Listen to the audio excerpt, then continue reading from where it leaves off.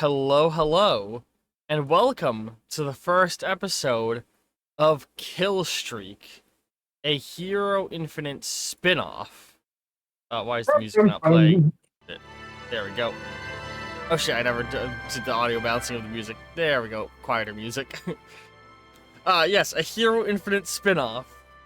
A series that will focus exclusively on the character of Killstreak. And so, with that out of the way, we're actually gonna hop more or less right into an action scene.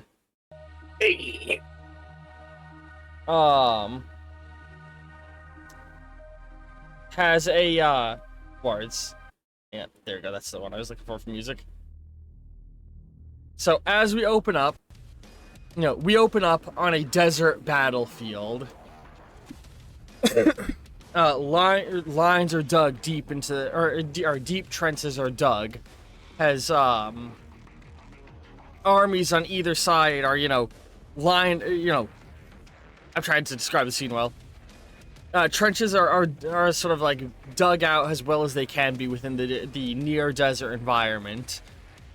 On one side, soldiers of the United Colonies Army and the Albion Alliance are equipped and ready for fight. Across the trenches, God, sorry, I want to make sure I'm not saying the wrong country name here like I always do. The Latvian forces are like in their trenches. And a tank rolls out over the field as the combat breaks out. Soldiers spilling out either side, and within the army, Killstreak comes running out in a high-ranking, detailed First Great War military uniform, charging to fight the fascists. And I'm gonna want some, a combat, I want to know immediately, what are you doing in this battlefield? You are currently charging to fight the fascist members of the Latvian Fascist Party, or the LFP, which is the your enemies in this war. Yep. Tanks are rolling around for both teams. Overhead biplanes whiz by, and you are carrying a early model semi-automatic rifle. I feel like Killstreak would try to let the tanks kind of duke it out between each other. So he's gonna either sprint ahead or maybe leap over the tanks, and focus his fight towards the actual Latvian forces. So you're gonna try and push past your own tanks ahead of them, assuming that the tanks of the enemy aren't gonna focus on you. Yes. All right, that's your opening action. So I'm going to want basically a general athletics check from you for charging forward into battle. That's the usual 5d10, right? Yes, if you don't have any abilities to boost it. Other than my super strength. Yeah. What? Other than my super strength. So right now, just do standard. Or no, yeah, you can add your super soldier abilities, so that would be 6. And as you charge forward, the enemy's reaction is actually going to be that the tank that you are hoping wouldn't attack you is going to turn its head towards you and try and shoot directly at you. So the tank is trying to shoot you directly. I got 6 successes. 6 successes? It fires its shell at you, and you start to run. And, you are avoiding it successfully when your teammate Roach runs up, or is running up sort of beside you to the side a little, and the shell goes towards him, and he pulls out his trench shovel and smacks the shell away, and it goes flying off into the distance, blowing up on the enemy lines. That's funny. He then quickly goes into a movement where he jumps forward into a dive, rolls, and kicks off the ground, and is almost like a dolphin jumping and leaping across the ground in an almost comedic-looking fashion directly into the enemy trenches.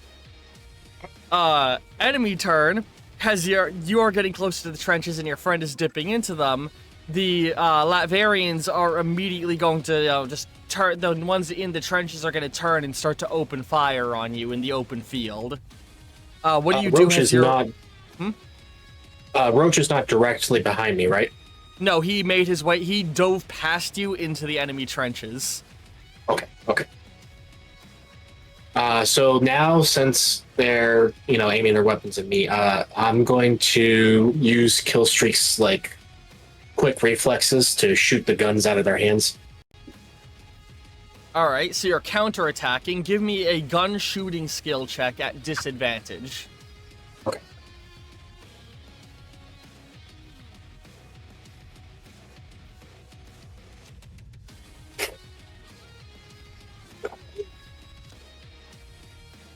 I just barely eked out 5 successes on that one. You comb your fire across the enemy trenches that are poking out, and boonk, blood splatters as the guy falls out. The guy falls back. Your fire continues. You hit a second one. A voice booms in the skies. Double kill! Triple kill! Kill streak! Fuck yeah, man! Fuck them fucking fascists! Your friend pumps his fist up next to you, has you and your fellow teenaged friend sit back chillin', playing some games, chugging energy drinks. I love that. On the screen in front of you, the two of you are currently playing Duty of Call. Duty of Call. I love that. And you see a little pop-up appear in the corner. You have gotten enough kills that you are able to activate hero mode and become a hero of the allied forces. Do you activate the hero mode? Yeah, just for shits and giggles, he's gonna activate it. And it plops you out, and you respawn as Major Freedom. Roach, Roach is just his username, of course. His actual name, just like how your username on the game is Killstreak, his name is Gary Sanders. And, Gary Sanders. He's your childhood friend. He's just like, yeah, he's like, oh, hell yeah, isn't that your dad? I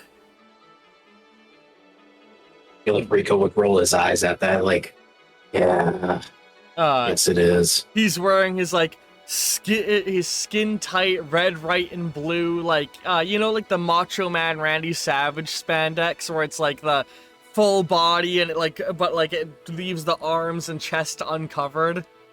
Yes. It's kind of like that, and he's got like a bandana, and he's dual wielding 2 guns. Your dad, a much more well-dressed older man, walks by, and he chuckles softly. I didn't wear that armor for another, or I didn't have that uniform for another 20 years. And he squints and leads in. Wait, I wasn't even in this battle. What the hell is wrong with this game?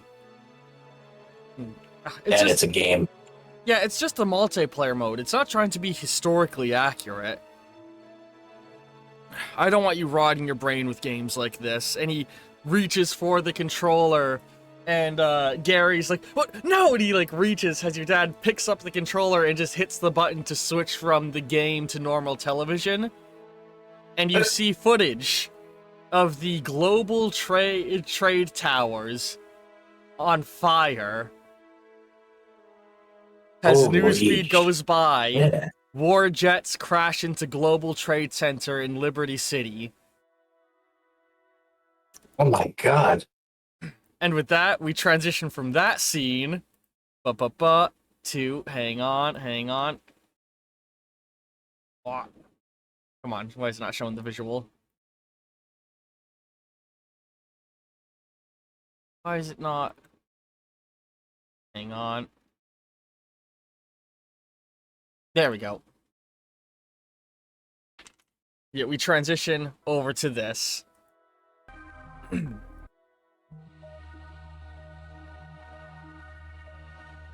the years fall,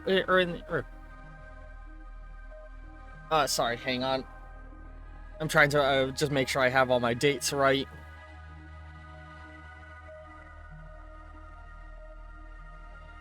In 1939, the world erupted into war. As the Latvian Fascist Party declared war on the rest of Duggerland and its neighboring nations. Quickly, it had begun to expand and consume the land around it, and the world was forced to unite against the rising fascist threat. On May 7th of 1949, the Latvian army signed an official peace treaty, and their land began to be returned to the native people of the different regions, with new borders being drawn in Duggerland. On August 1945, the Second Great War officially ended, as the United Colonies of the New World staged a large-scale land attack on Nippon, sending out the world's first ever super soldiers, and the birth of the age of superheroes and super wars began. As the borders were cut up and the war ended, a new threat loomed on the horizon. Rosviet, the largest communist nation in the world, took large swaths of land in the region known as the,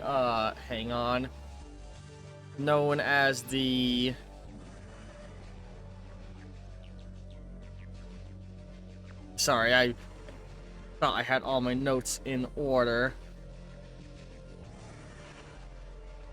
In the region known as the Abiara Peninsula and the surrounding regions that were once controlled by Latveria. Wanting to face against this threat, the Allied nations formed the Global Defense Initiative, a unification of several countries, collectively funding military advancement and creating a unique standing army. An army loyal to no one nation, but instead with the goal of bringing peace to all. Wherever conflicts broke out across the world, the GDI intervened, seeking to put an end to the war before it escalated.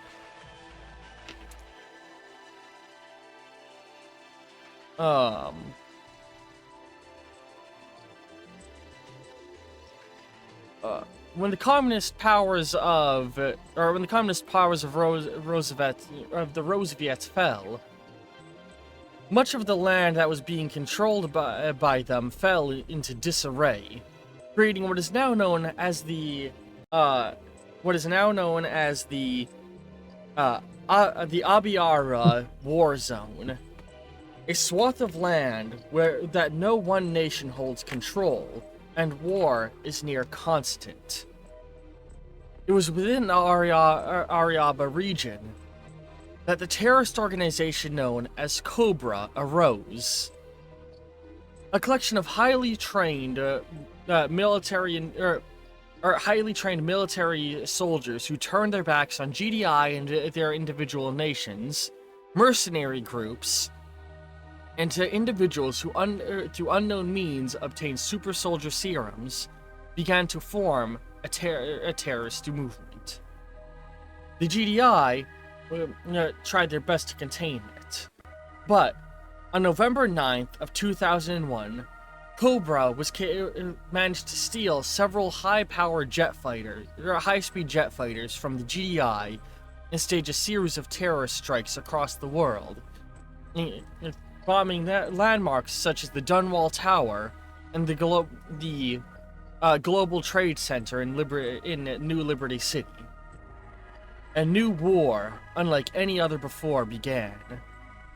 The GDI's War on Terror.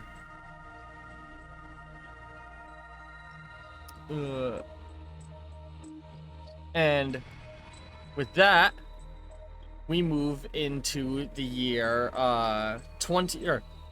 it is now the year 2015, and a young Rico Valentine has signed on with the United Colonies military in order to help fight the War on Terror. As we open up, there's rows upon rows of soldiers, all in like heavily armored equipment, like not power armor, but like, you know, helmets, military garb. Think like Starship Troopers. Oh yeah, okay, yeah. Yeah, wearing armor like Starship Troopers.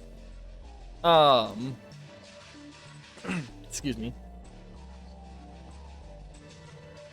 You know, you're all lined up, you know, stood up straight.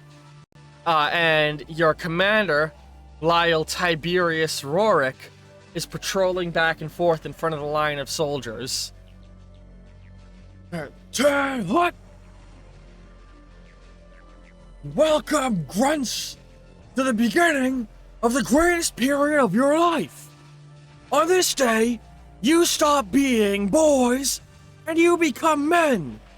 But not only do you become men, you become part of something far greater than yourselves. You become part of the United Colonies military. You become part of an international peace force. We will be working in cooperation with the Global Defense Initiative to stop terrorism and keep pace on this great green earth of ours. And he slows down for a moment, and he stops and takes a couple of steps back. Stood right next to you is a man who's wearing a bandana over his mouth that it looks like the lower half of a skull. Soldier! What is that you are wearing? Sir, it is my face. A couple of people stifle snickers. It's your what? Snickers. It is my ghost face, sir! It's your ghost face. He reaches up and rips it off and throws it on the ground. Why don't you all drop and give me 20? A couple of people groan. Am I hearing discontent? Make that 50! Move! And everyone drops down and starts giving push-ups. Rico's like, oh, god damn it. Fucking smart. It's gonna sip my drink for a moment. We then cut to later on in, you know, the bunkhouse. You know, a number of soldiers are all walking around, and you can see, the man who had the bandana, he's, like, picked it back up, and he's, like, washing it with a water bottle and a cloth. You're all in, like, a boot camp, not on, you were shipped out overseas to a boot camp in the, God, I keep forgetting how the name is pronounced. The Abiara, in the Abiara Desert. Which, hang on, to bring back up the map real quick, for context, on this map, so, all the golden regions on this map are parts of the GDI. Any nation of another color is a country that's not part of GDI.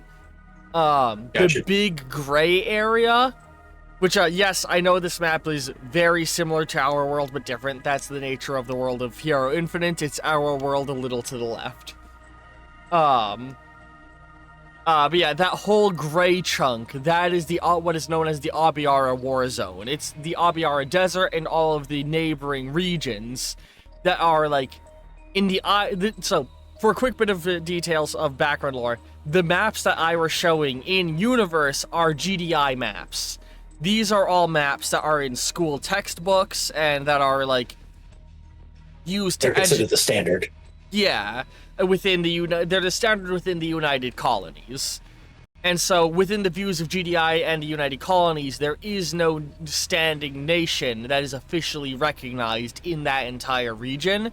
There's plenty of warlords who are all trying to claim that they are, like, forming a nation, Cobra being one of many, but there is no officially recognized governmental body overseeing this part of the world. It and the Arctic regions of the South are the only parts of the world that are considered ungoverned regions, outside of a handful of islands off in the middle of the ocean.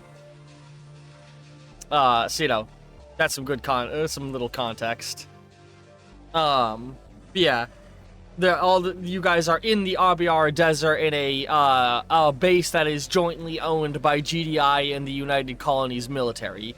You aren't GDI soldiers, you're United Colonies soldiers who are being lent out to the GDI, because after the terrorist attacks of Cobra, the GDI was already trying to maintain peace in this region, but the United Colonies military officially declared war on Cobra specifically.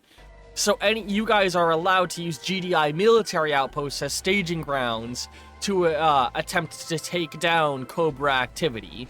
You're officially only here fighting Cobra. Gotcha.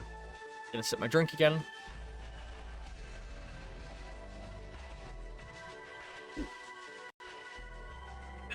Yeah, you know, a few of the soldiers are all like there. You can see the guy who had his mask ripped off.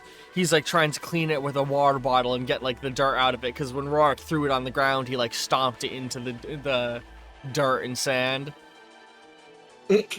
And he's like trying to clean it, and a couple of others walk by, and they're like, they sort of like shove him a little bit. Come on, man, what the fuck's the deal with that? Shut up. One of them snatches it from his hand and holds it up, looking at it, and you can see it's got a full skull on it.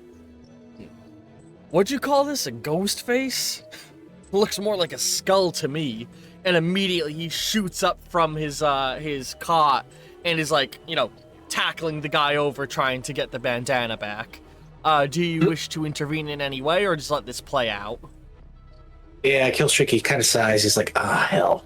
And he just walks up to them and just separates them, literally in the middle of their conflict. Give me a strength. He's like, settle down, boys, settle down. Yeah, give me a strength check.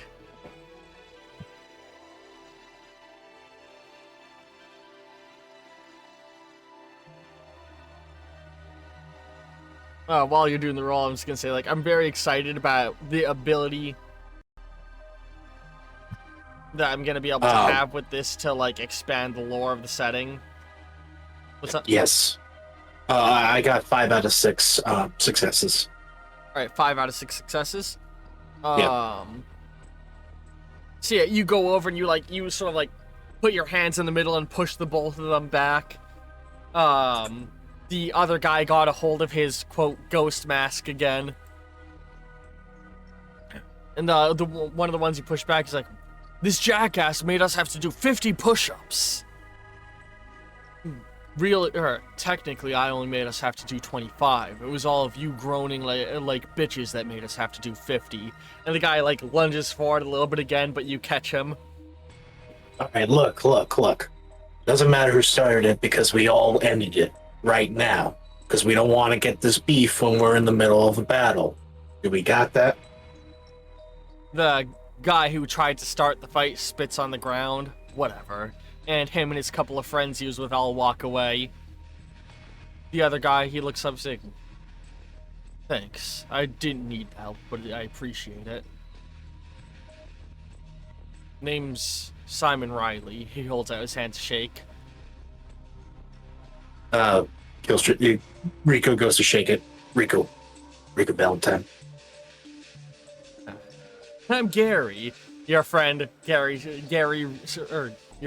Sanders, aka Roach, comes over and like sort of pats both of you on the back. Me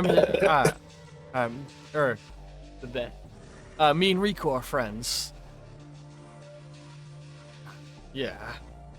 And he takes the bandana that had been tied on his face and instead sort of like tucks it into his armor so that he won't get yelled at again for now. But, you know, no offense, but that does look like a skull to me.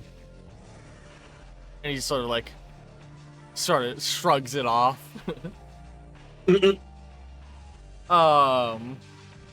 does it look like to you? It's a ghost. The face of a friend I lost. Must be some friend if you're carrying around like that. Yeah. He has this very cold expression in his face.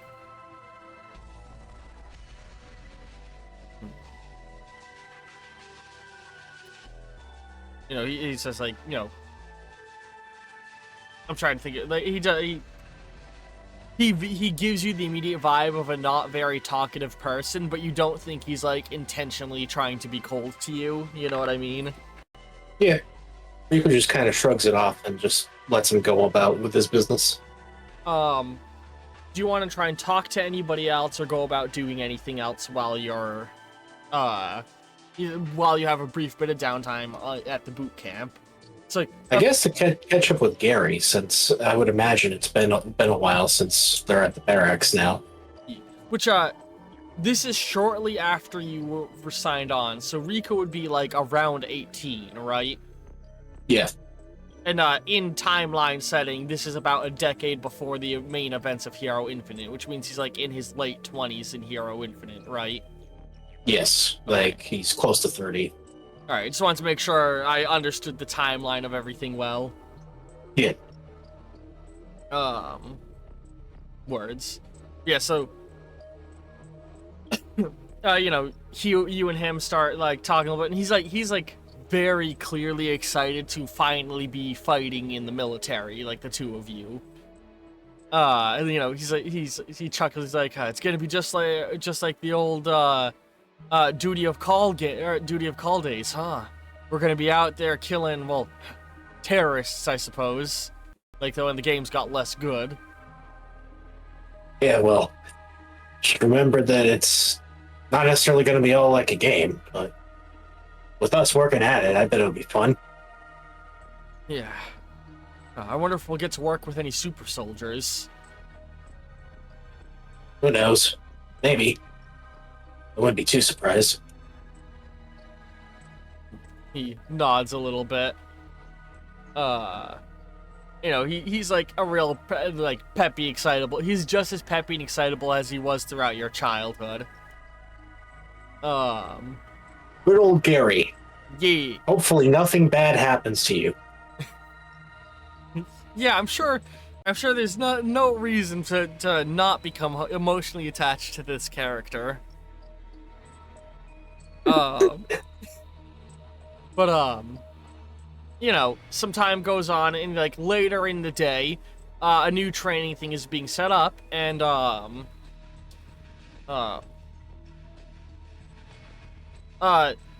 the commander begins to distribute everybody into groups of 6, explaining that we are going to be doing, you know, we are going to be preparing with some war games. I'm setting all of you up into groups of 6. You will be competing against opposing teams in an obstacle course that have been laid out in a game of capture the flag. All of you are being given like armor, your armor swapped out for other armors, and he's like, you're being equipped with he chugs a little bit, laser guns, like an arcade. Except in the case of these ones, and he picks up one of the guns and points it at a guy who has his armor on and pulls the trigger, and the guy starts to, like, convulse. We'll activate a tasing mechanism to shut you down and leave you unable to move, locking the joints of your armor. Killstreak is kind of like wincing because it looks pretty painful. Yeah. This is to ensure that you treat this seriously. And, in addition,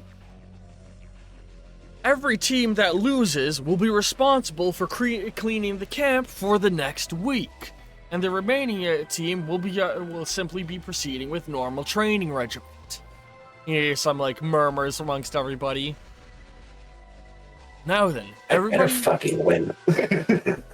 everybody, go meet your teams. And he steps away, and you know, you see the teams getting together, and you approach yours, and words. Like, I would go into detail describing them, but considering you all have, like, the military crew cut shaved heads, you're just a gaggle of buff white dudes. I can't really describe it better than that.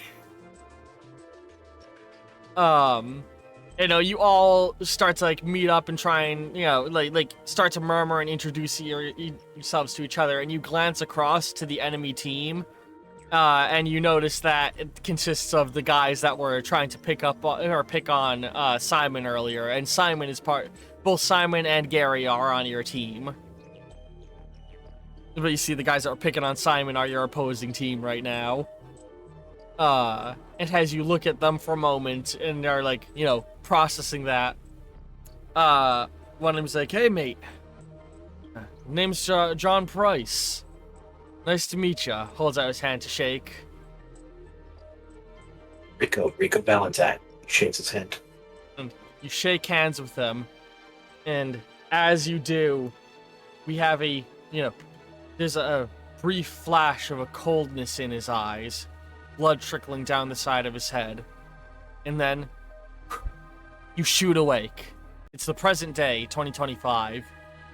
You're sat aboard the starship not starship, but like the super jet that you stole, the airbase. You've currently landed it down in a place where you know you won't be bothered.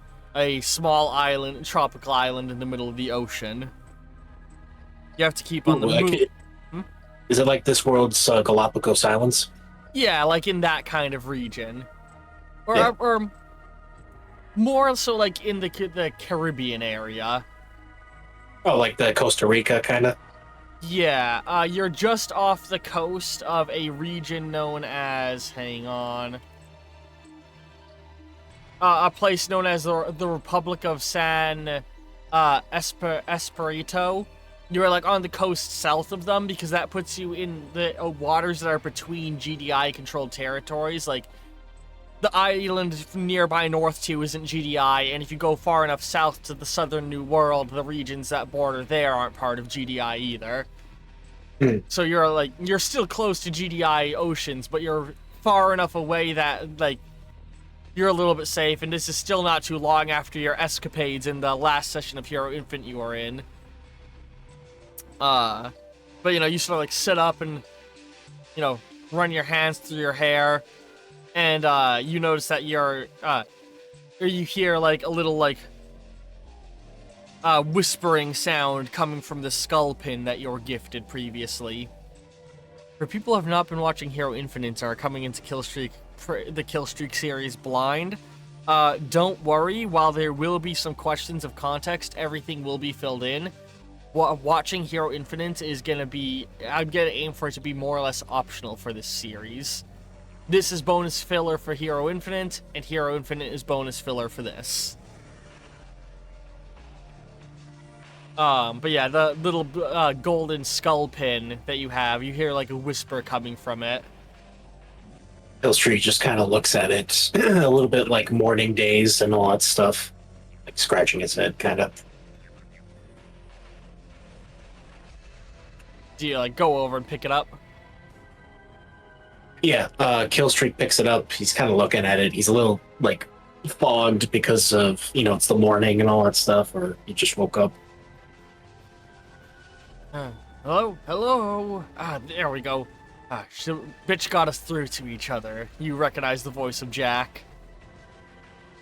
Jack Hyperion. How's it going over there? Going pretty alright.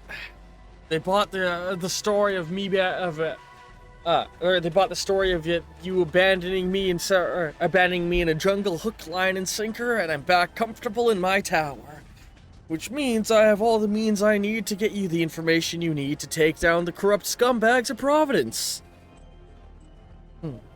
But before that, we need more information.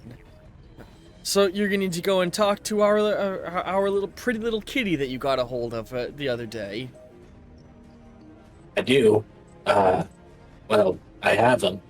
But wouldn't you want to ask them some questions yourself? Yeah, and I'm working on that right now.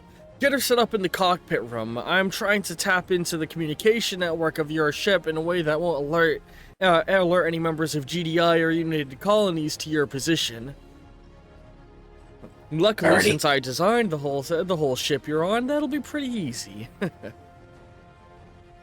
You make your way to the cockpit area where Reagan Ridley is that sat there in the chair, you've got her tied up, duct tape on her face. She had previously attempted to escape with her hidden cybernetic limbs in her back, at which point you are able to disarm every single one of them by taping them to the wall behind her. So, she's You don't get to play with those until you tell us what we want. Yeah. As you come in, she looks up and she's like, her mouth taped up. He just walks up to her with the tape. He's like, if I take this off, you're not going to spit in my face, are you? I will take that as a no. But no, if it's a yes, there's going to be problems. He just rips off the duct tape from her mouth. Fuck that. Do you know how much it sucks to have a concussion and a hangover at the same time, you jackass? Gee, I wonder what that's like, he says as he's leaning towards the console setting things up for Jack. And on the screen that has because the whole windshield can become like a communication screen, it flickers to this blue image of an angelic figure. Hello. Hello, Miss Ridley. I'm sure you're wondering who I am, but I assure you, I won't be letting you know who. She tilts her head. Oh, god damn it, is that Jack? Jack, what the fuck are you doing? Why are you working with this terrorist scumbag? What? I'm not Jack, you fucking... God damn it! And the modulator turns off. This is why I fucking could never stand her. She's way too fucking smart. It's irritating.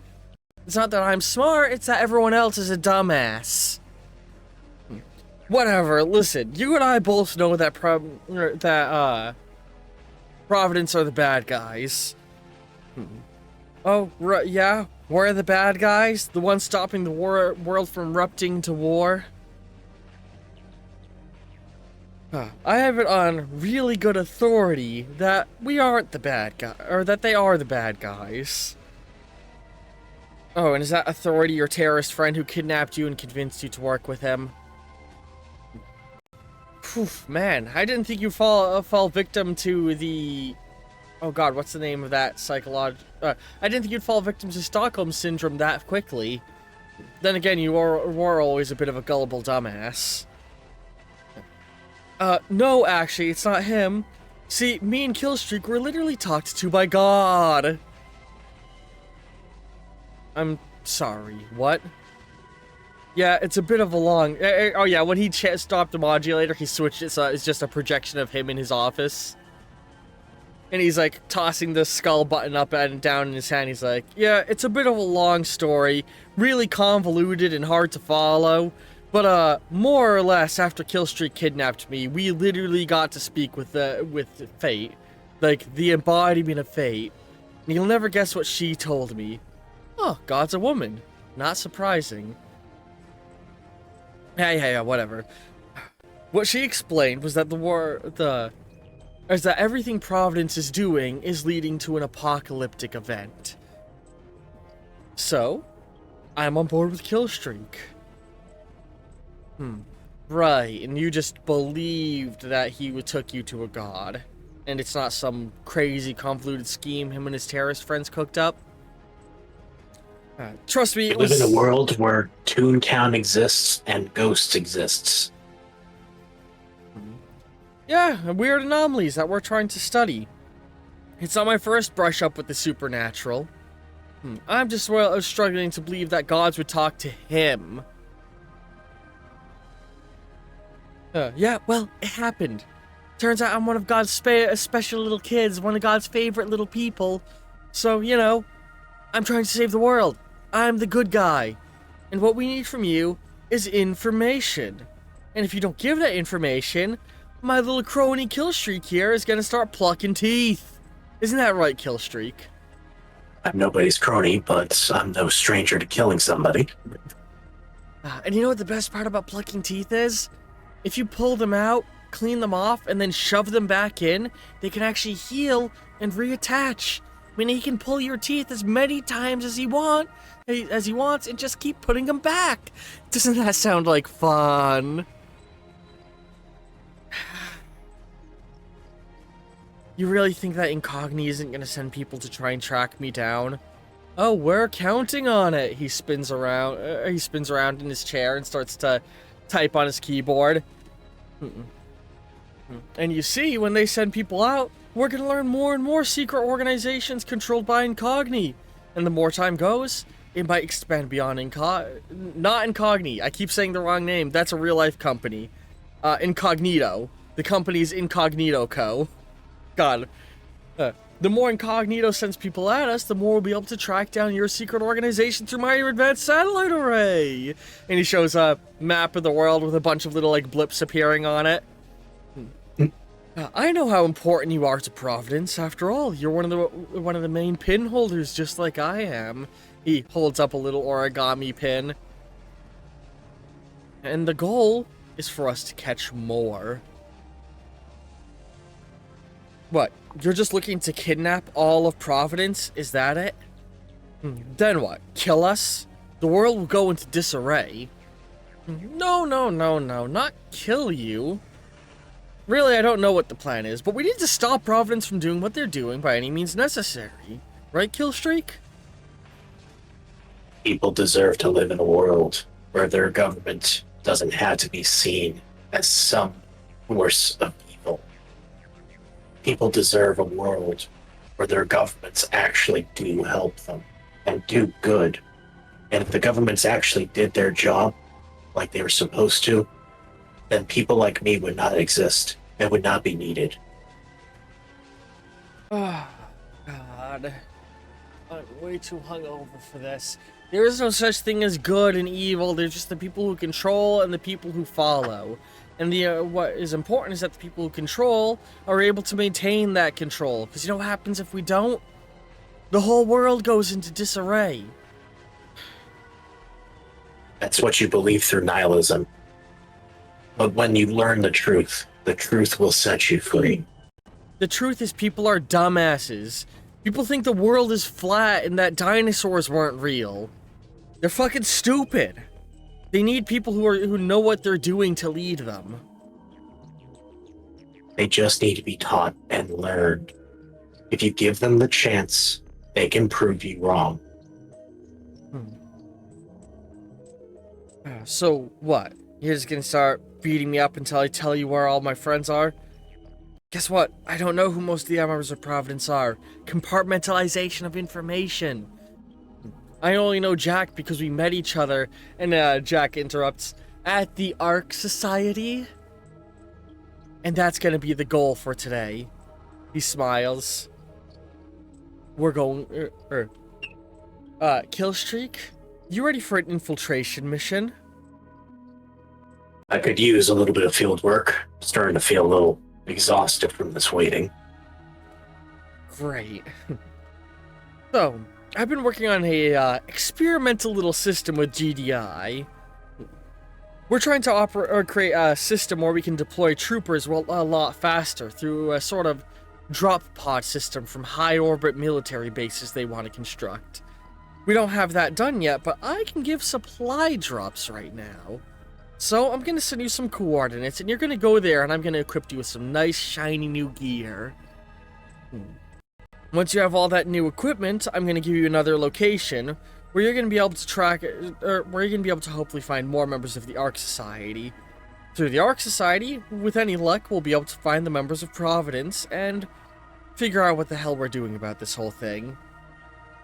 In the meantime, once you leave me alone with our little kitty cat here, don't you fucking call me that! I'll be able to start questioning her and try and convince her to our side to the best of my ability. Or at the very least, to milk some information out of the dumb broad.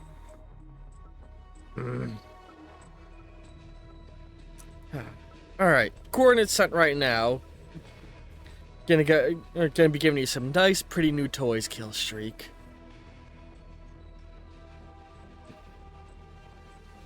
Killstreak, he just starts walking over towards the console and typing in some buttons to calculate and put it into the ship's GPS.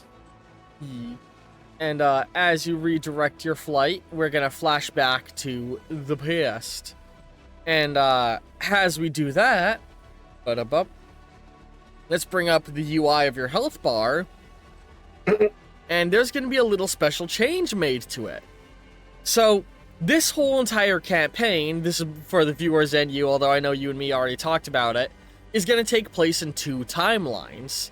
So how is that going to affect your health and hero points? Well, hang on.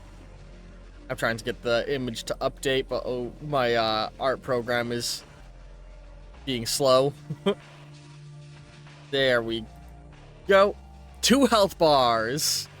The red health bar is current Killstreak, and the blue health bar is past Killstreak. Hero points are shared across both timelines, so you gain them from both, and you spend them in both. Yay!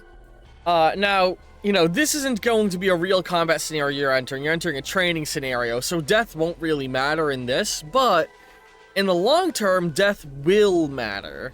So the question there becomes, how can we have you die in the past without affecting the present? And I'm just going to tell you this right now. Anytime you hit 0 HP in the past, a friend will die in your stead. Because of the burning heart stuff. Yeah, that's all Hero Infinite lore, that for those who want to watch the Hero Infinite series. But yeah, the basic bit is like, I need to maintain the continuity of timeline, so you can't die in the past, so instead, if you would die, you are instead just, you know, kept alive, or you are kept alive, and the consequences that NPCs you've grown to care about will die around you. In the present day, if you hit 0 hit points, well, we'll address those consequences when they come. And another quick note in regards to leveling up. After this session, I'm gonna want you to create a second character sheet for young Killstreak. He's gonna have all of the skills that old Killstreak has, so right now, aside from old Killstreak having the power armor, both of them are gonna be identical. The difference is gonna come as you level up. Whenever you level up, you can choose to spend it on young Killstreak or old Killstreak. If you put a level up on young Killstreak, it applies to both character sheets. If you put a level up on old Killstreak, it only applies to the old you character sheet. And now I'm sure you're wondering, well, why the fuck would you not just spend every single level up on old Killstreak then? Young Killstreak's level ups cost twice the experience. Because you're basically applying the upgrade to both versions of yourself. Yeah. That makes sense. Yeah. So yeah. Beep boop ba-doo. With that out of the way, we flash back to the past again. You are in the training environment that has been built up. And hang on. Let me quickly get my map up. Hang on.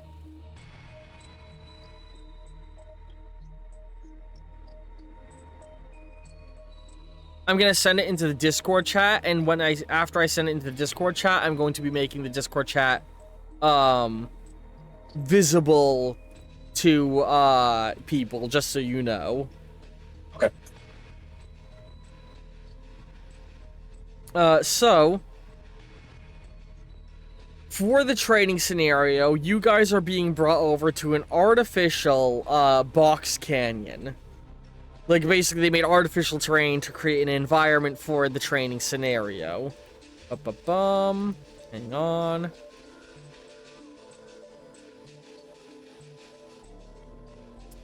That is where your training scenario is occurring. Oh my god, that's awesome. Let me go ahead That's and show awesome. that on stream. Hang on. Bum. Oops, wrong thing. Oh. Why is it not letting me? That's why. God, come on.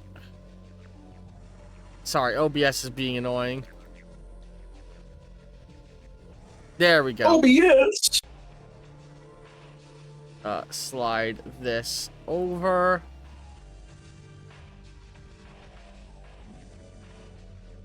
Hang on. I'm trying to... There we go. So this is the map of where the training scenario is of your capture the flag game. Yeah. I knew you would appreciate me just ripping this map. So for those... This is my favorite map. As a quick bit of context from people who are only watching Killstreak and haven't watched Hero Infinite, the Hero Infinite campaign as a whole is what I describe as bad fanfiction, the D&D campaign, and this is just gonna be more of that. So it's gonna be chock full of references to other media that the other players love. If you haven't picked up on it, a bunch of Killstreak's friends are Call of Duty characters. Yep. And with that said, let's talk about who the members of your team are. So, of course, you're Rico Valentine. The other members of your team, and I said teams of 6 earlier, I meant teams of 7 because I counted the NPCs, but not you. So you're Right. 7 team members. There's you. There is John Price, John Makovich, Simon Riley, Gary Sanders, Flynn Blashkovitz, and Frank Castle. Yeah. Oh, yeah. That's awesome. That's awesome. For viewers, every single one of those is a reference to some piece of media. Go ahead and Google them if you want to. Most of these characters have nicknames they're known by in their respective medias. Oh, yes, especially that Flynn Blashkovitz, if you know where that goes. Yee.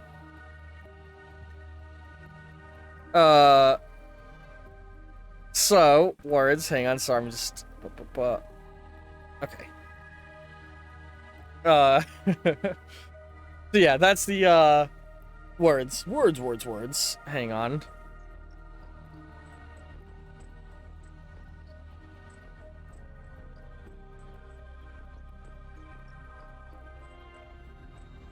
Okay.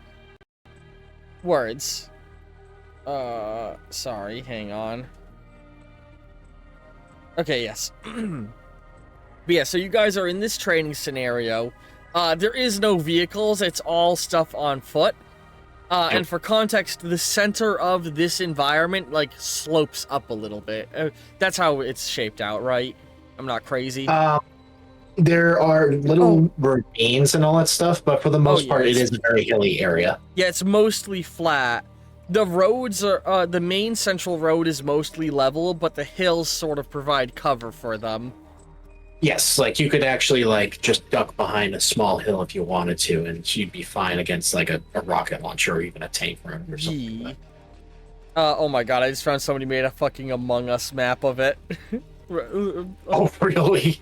Yep, Blood Gulch Among Us map. It's funny. Man, a bunch of people have recreated it in like other games and other environments. I mean, of course, Blood Gulch is fucking iconic.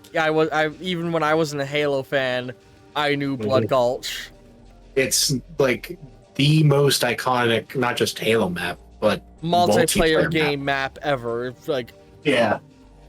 Outside of like the desert map that I'm blanking on the name of from CS:GO, I don't think there's a more iconic. Like, in fact, I'd argue that this is probably more iconic than that. And 2-4 is probably like the CS:GO map and 2-4 are probably tied for most iconic multiplayer shooter maps, with Blood Gulch probably being the most iconic. Maybe Rust from Call of Duty Modern Warfare 2, but even then, that's a big maybe, because that also had to deal with the jump from the original Xbox to the 360. And I'd even argue that ends up being less, on less of a tier than the other 3 I listed. It's probably in the 4th place position. Yeah. But anyway, you are assigned to the blue base on the right. The rules of this game are pretty simple. It is capture the flag. Your team wins by either getting both your flag and the enemy's flag in your base, or by eliminating all the enemy. What? Can we have a rundown on who's on the enemy team?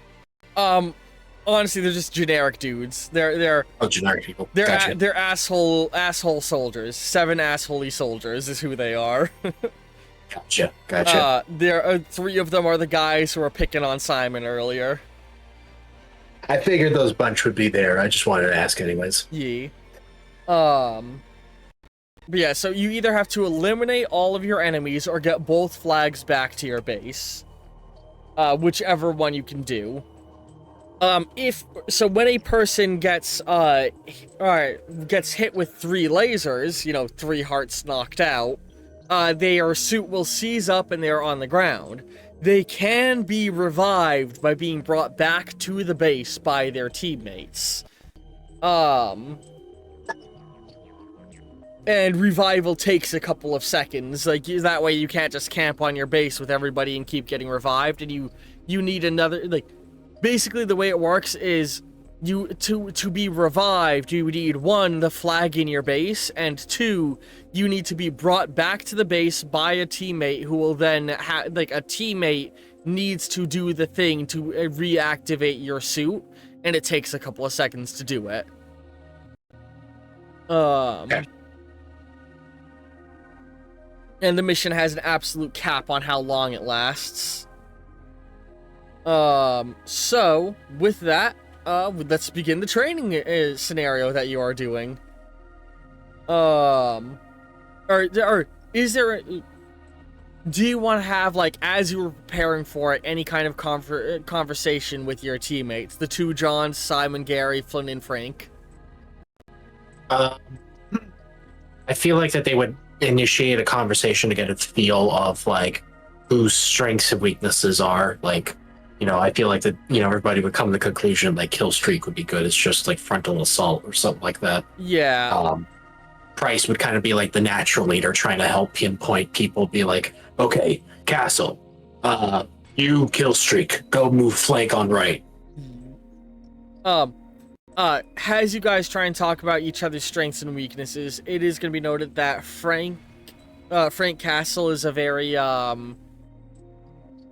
he claims at least that he's 1, very physically fit, and 2 is good at quiet, careful maneuvering. Flynn Bashkovich, who's built like a shit brick house, is gonna mention that he played a lot of football, and so he can run fast. And when they're like, "Oh, how fast is that?" he gets down while you guys are preparing and shows it, and he's probably only a little bit slower than an Olympian runner. He could probably place silver or bronze in the Olympics if you had to guess watching him run. Killstreak is saying to himself, "So we have our flag runner." Gary, he's he doesn't think he has that much in the way of standout stuff, but he can fill in any role more or less, he says.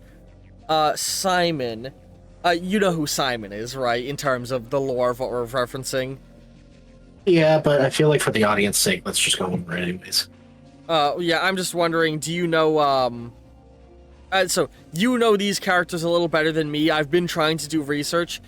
What role does he normally fill in his team in the series he comes from? Admittedly, he's seen as more of an outside source in some ways, but he's a lone wolf that's really good with sniping, stealth operations. Okay, that's what I thought. I just wanted to reconfirm with you that he was stealth sniper. Yes, I know he has admittedly done other things besides that, especially in the first 2 missions of Modern Warfare 2. Yeah. But for the most part, in all the other games, it's pretty consistent with him being he's either in a helicopter with a sniper or he's in a ghillie suit or something like that. And what about Makovich? I'm going to call them all by their last names because those pop more. So it's Price, Makovich, Riley, Sanders, Blashkovitz, and Castle. Makovich, he's kind of jack of all trades in a sense, but generally he kind of leads in with Price. So if Price is like the main leader, then Makovich is Okay. easily the second in command. That I got the feeling that most of the characters were all arounders, but I was just wondering if I somehow missed something in my research about one of them. Like, oh, this character's iconically known for doing this, and I'm like, shit, I didn't find that. I just wanted to confirm No. that they were all arounders, like I thought. There are things that they're also known for, but I can't say that without actually spoiling you some important things, since I really want you to also play the original Call of Duty too. So, once I'm done with Halo, you can start throwing those requests at me. Yo, trust me, those are coming. But yeah, so, by the way, viewers, I take suggestions of games to play in my Discord, and also if you support me on Ko-fi, you can self-promo. Anyway. Get this man some money! Price says, you know, everyone's talking and trying to, like, find out roles, and Price is gonna be the one who speaks up. He's like, alright, I got some ideas.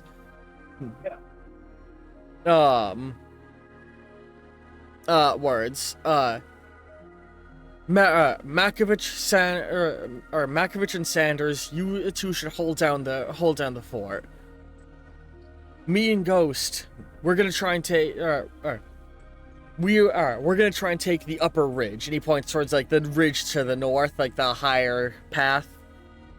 We're gonna make our way there, slowly, we're gonna make our way there slowly with snipers. And, when he says that,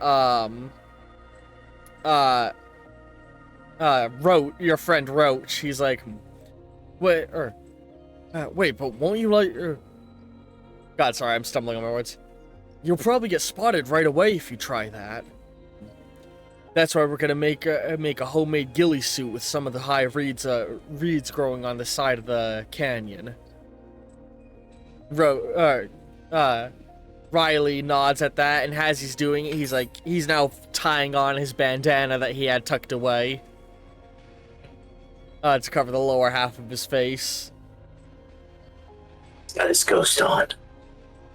And then he looks like, Blashkovitz, Castle, or Valentine. I think the three of you should push up either through the central lane, or try and hug the southern canyon to go through the cave that's up there. I think I can see two. When I was looking through the binoculars, it looked like there was two entrances. You may be able to use that as a loop point to get to their base. A head-on assault will be more risky, but if we split your team in two, I'm thinking one going to the cave and the others dipping back and forth through the valley, you may be able to draw fire.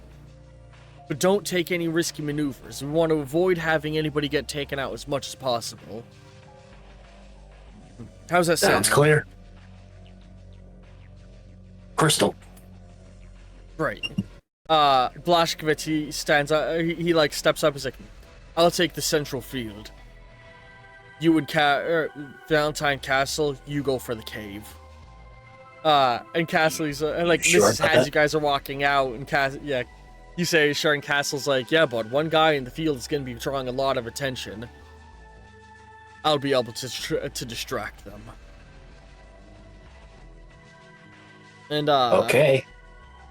If anything changes, you know how to reach us.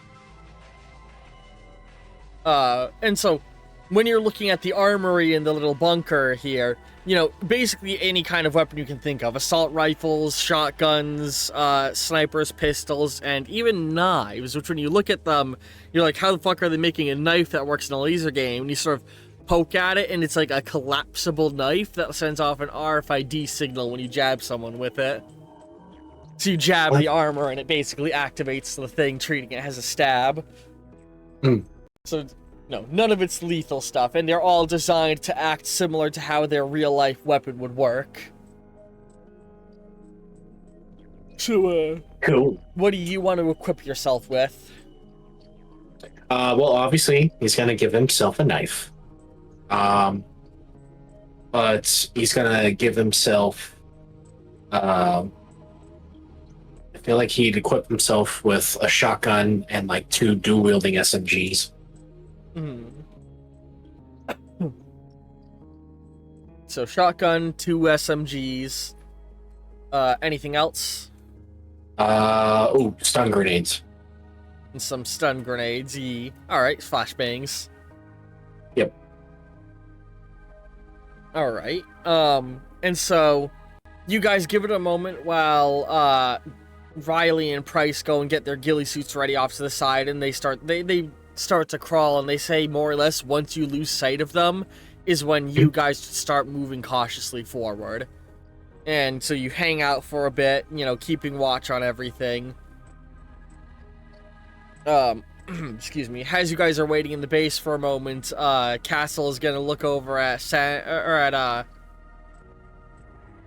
gonna like look over to Sanders and be like, "That's a pretty cool bandana that Riley had." Yeah, it's Sanders chuckles or I'm just gonna call him Roach because that was your childhood nickname for him. Roach chuckles. Yes. Yeah, I guess it was.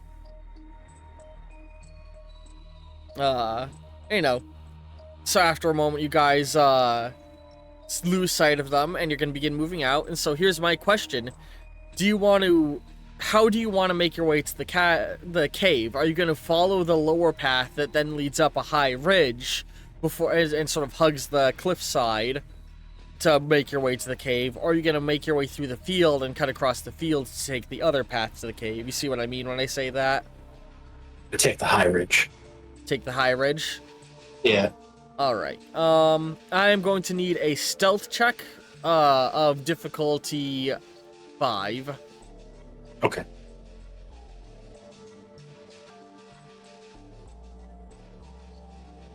Oh no.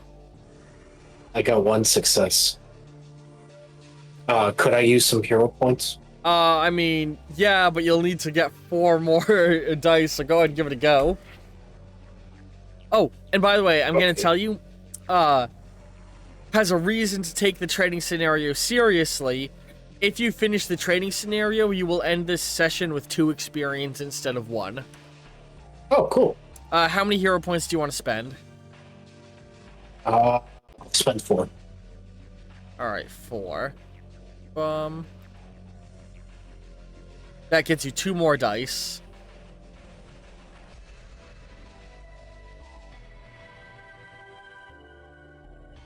Alright, well, that means I got 3 successes. 3 out of required 5.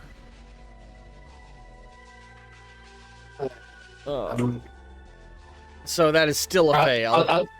I'll leave it as is. Alright. You make your way, you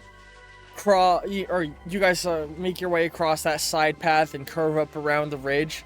And as you start to curve around it, you can see Blashkovitz, who had gone separately. He's like literally just like walking down the road as if he's not in a battle scenario. And Castle's like, that dumbass is gonna get himself shot. Meanwhile, across the field, unbeknownst to you, Makovich looks to Price. That dumbass is gonna get himself shot. What were you gonna say?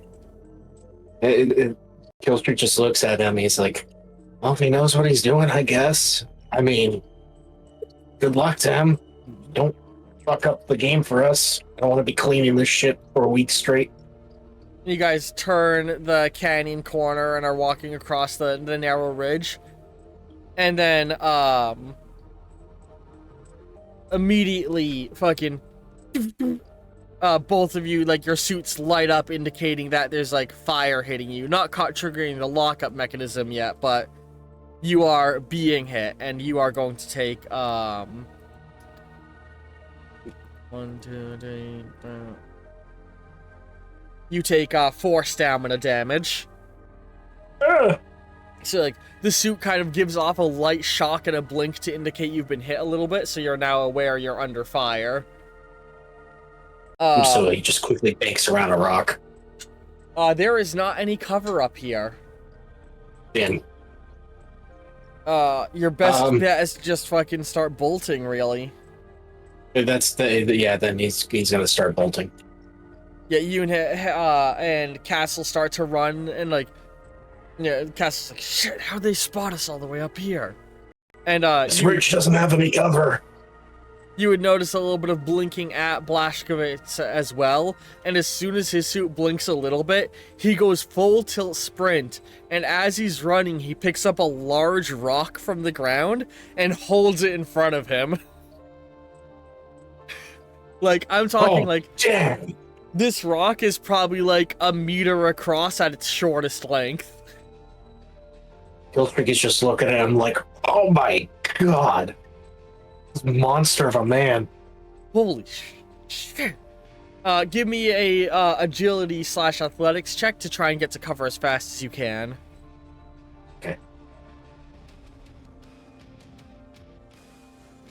Okay, I did a little better. I got five successes on that one. 5 successes. All right, Yeah. so you start to run through the cover, and you eventually dip far enough in the canyon that like the canyon side itself is providing cover. As you do that, you see Blazkowicz in the distance, like do like a shot put throw spin and huck the boulder across the field. And Castle's like, Jesus Christ, this is a training scenario. He's gonna hurt someone.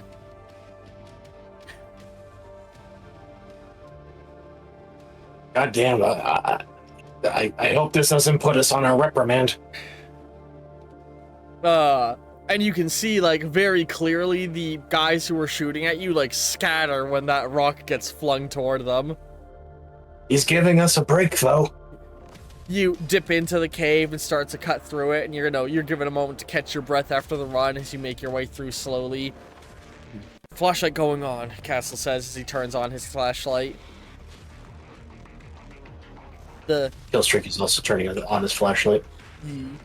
the two of you start to make your way through it. So I'm doing side rolls, and Blazkowicz is fucking them up with his rolls. But basically, it was how good Blazkowicz was gonna do was gonna determine whether or not an ambush was gonna come at you in this cave. Blazkowicz draws enough attention and scares them enough that they're focusing on him now. Oh my god. He's a tank. Giving you the clearing you need. You make your way through the cave, and you emerge out the other side, and you're looking down at the canyon. You pull out the binoculars and are looking, and you can see that he's ducked down in one of the hills. The suits are covered in little lights to denote how much you've been hit, so how close you are to getting tased out, essentially. And you can see that he's taken a few hits, but is holding out. Excuse me, I have some... Hang on, I've got something. Sometimes when I'm recording and talking a lot, it triggers wicked bad heartburn. I just gotta take some Tums. No, I got you. Sometimes my throat stiffens, so I have to grab something to drink, and then I cough a little bit. Mm-hmm. Yeah, he's like behind a little bit of cover. You glance around, you see two guys' suits have locked up, and they're just lying in the field waiting for someone to drag them back to base. And looking at the ridge across, you can see the glint of a scope. Cover! Sorry. That glint of a scope is the, you can tell that's, Price. And, what's his name? Price and... Riley. Yeah, Price and Riley.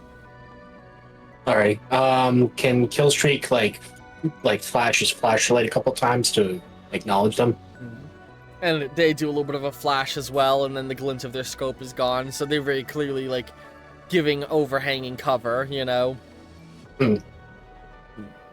What's our next move? Castle says.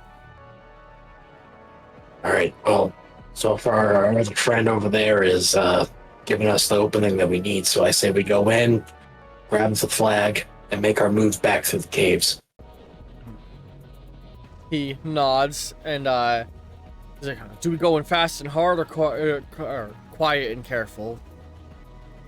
do our best to be quiet and careful, but if we have to go all out, let's go all out. All right, give me a stealth check as you two begin to make your way down the ridge. Alrighty, Killstreak, let's not fuck this up this time.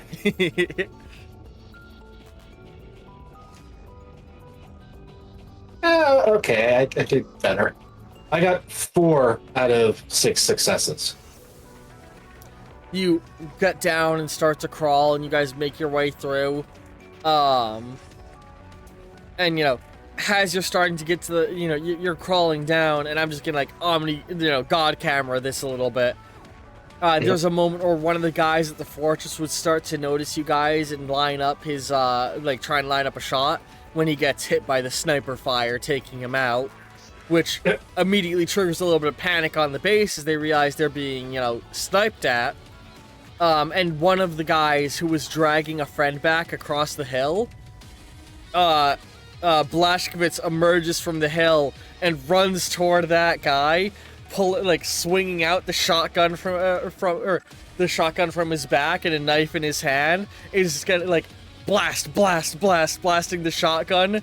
You know, like the little micro tasers make him be like as he releases his friend, scrambles for his own gun, and right as he gets his gun up, Blashkovitz is right in his face, and he looks at him. He's like, "Pull the trigger," and he stabs him in the stomach with the fake knife as the guy is aiming at him.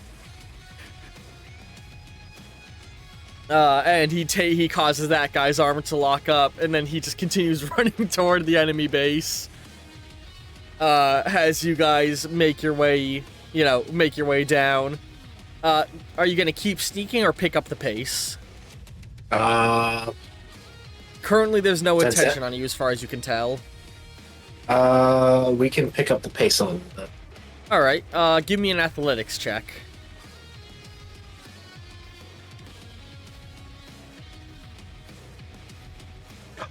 Ooh! I got 8 successes. Hell yeah! That's actually super fucking good. That's There's 2 bursts into 10s, and I got 8s from both of them. That's an exploding success.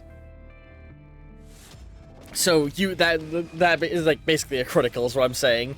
You go running down into the base. Oh, by the way, as a quick note, if anybody wants to know what system we're using, because it's the first episode of the series, it is Heart of Action, a system of my own design. You can find the rules linked in my Discord down below. You guys go running in, and as you do, you like see a guy go flying back into his friend.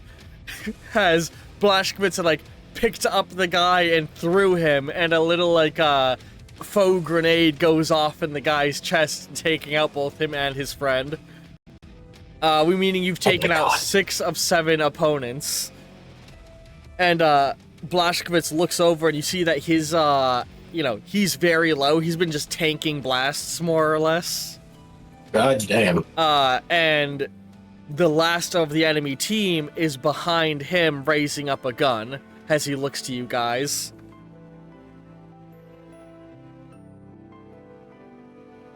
Killstreak is like trying to point to the guy with the gun.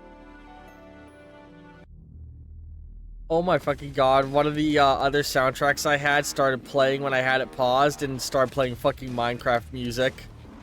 I was like, do I have Minecraft music? Yeah, I didn't even realize. So we had fucking Killstreak's theme that you picked from the Killer Instinct soundtrack and fucking Minecraft music playing at the same time, and I didn't realize. That's funny. Killstreak. Whenever he's killing someone, this is what he listens to. Dun, dun, dun, dun, dun, dun. I love that. Numbers just the press of a trigger. But yeah, what were you trying to do when you see that someone's about to shoot at Blashkovitz? He's gonna whip out his this is from a distance, granted, but he's gonna use the SMG to try and fire at the guy.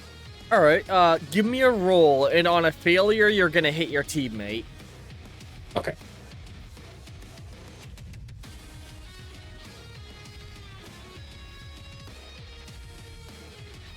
That is 9 successes. Holy shit. So you pull out, you drop the gun you had in your hand, pulling the SMG, and aim right over Blashkowicz's shoulder, hitting the other guy, and he, quickly throws himself into cover, and Blashkowicz looks like, swings around, and, Castley's like, hey, Doom, chill out. You take the flag and run back to the base. You're fastest of all of us. We'll try and take him out. And he turns back over and nods, goes over, grabs the flag, and just full tilt sprints away with the flag. Yeah, you... The most extreme, capture the flag. So there's still one opponent left, and he dipped out into cover inside the little base you guys are in. So to describe the interior of the bases, the top has like a castle-like shaped flat roof with a bunch of pillars for cover, and the inside has a central chamber where the flag is where you guys are, and a sort of donut room that surrounds that. And there's like 4 doors into the building, and then offset from those is the 4 doors in the donut to go further in. So he's dipped out into, like, the donut section, essentially. Castle gives you a nod to, like, toward one door as he goes to the other. And I want, like, a general reaction time check from you to see if you're able to get a shot off before the enemy. But, Jesus Christ, the background rolls of all your teammates absolutely fucking decimated the enemies immediately. Part of it is, Blashkowicz. Sorry, I'm struggling. So all of them have, like, a unique trait I've given them, and Blashkowicz has this whole thing of, like, basically recklessness, where he can completely willingly take hits from enemies to roll better. And that's what he was doing, and that's why he was almost dead. Oh, wow. Or almost tased out, I should say. We made a monster, what can I say? Okay, so for my reaction, I got 6 in terms of successes. As you start to turn a corner, the guy you're looking for comes, he swings around at you, getting ready to fire, but you fire off your gun faster than him and they lock his suit out. Which, that's the final enemy taken out. You guys have won. Hey. Yay! Yeah! Skirt, skirt, yeah! Words. Words. Game over. Game. Match. Win. Victory. Yeah, the whole team is, like, celebrating the hard-earned victory. Complimenting each other. The group, basically mentioning how fucking terrifying Blashkowicz was, and he's just sort of like, oh, I was just, going at the enemy, he's like, almost a little embarrassed at the praise you all give him, and Castle again refers to him as Doom. Because of how he was going at them. And he's the Doom guy. I wouldn't have done nearly as good if I wasn't getting covering fire from Price and other guy. So I'm just starting to relight my candle that went out. Simon. Yeah, Price and Simon. Yeah, he says if it wasn't for their cover, he wouldn't be doing nearly as good. Or he wouldn't have done nearly as good. And they're all just like, Price is just like, don't sell yourself short. You were terrifying out there. Yeah, I'd shit my pants if I was facing up against you. And with that, we're gonna cut back to modern day. Yay! And give me a second because I gotta get some maps. Again, real quick. So you stop off at a location where you get some new armor. And, I'm just gonna ask you right now, can you describe, uh, Killstreak's stealth suit? Uh, it's actually a little similar to Iron Man's suit in the sense of it being sleek and slenderish. But for the most part, it still retains a lot of his iconic like imagery. Like the helmet is still somewhat the same. The actual uniform itself has a shoulder pauldron, or it looks like a shoulder cannon, um, and he has a wrist-mounted blade on his right side. The suit itself, it does have an energy shield, just like his previous suit. However, it does have an added bonus of active camouflage, which allows him to be invisible for a solid 5 minutes. Yeah. And I'm gonna add in the detail of it has Hyperion branding and logos on it. And, uh, Jack is gonna be like, all right, but before you make it go to the mission, like, you're gonna need to remove all of that. Remove all the branding quickly. Um, hang on. And, you are going to be sent to, hang on, I'm about to send an image to the Discord.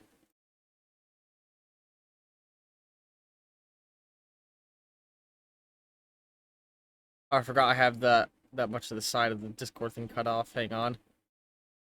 Hang on.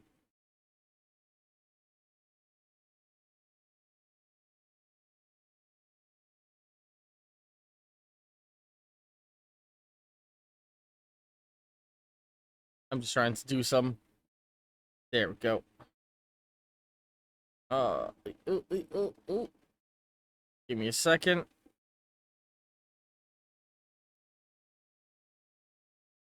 I did do a drawing of his second armor, but I'll have to find it somewhere. I Yeah, buried it all good. in my folders. He's going to explain to you that you are going to the Isle of Seagal. It is an island. Seagal. What? I was thinking of Steven Seagal. Oh, yeah. It's, the Isle of Seagal is an island in the, middle of the ocean that, hang on, sorry, I'm just trying to. That serves as a meeting location for the Ark Society. The Ark Society is a secret society of. Again, sorry, I'm.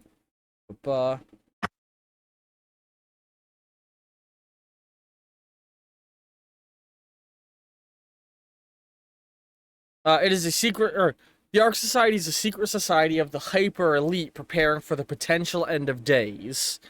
They basically gather together and like trade information they have learned that might be of concern in regards to like, oh, the world could end one day. Uh-oh. Uh-oh. Oopsie, the end of the world. And like it basically serves as a place for rich people to try and sell each other on bunkers and private islands and like food to help them, you know, like long preservative food. It's like he says like it's basically just a big marketing stunt where we're all trying to sell each other shit. In other words, would be the perfect place for Vault Tech to kind of like sell their vaults if Vault Tech Yeah, if they were existed in in the Senate. setting. And but and the Ark Society is like this society. I'm seeing more images. Society of elite people who are members of it, and the island itself. They also. It's not just about preserving people, but in their words, preserving the legacy of mankind. So, you know, the Ark Society often hires people to go and steal valuable artifacts and stuff to hide on the island.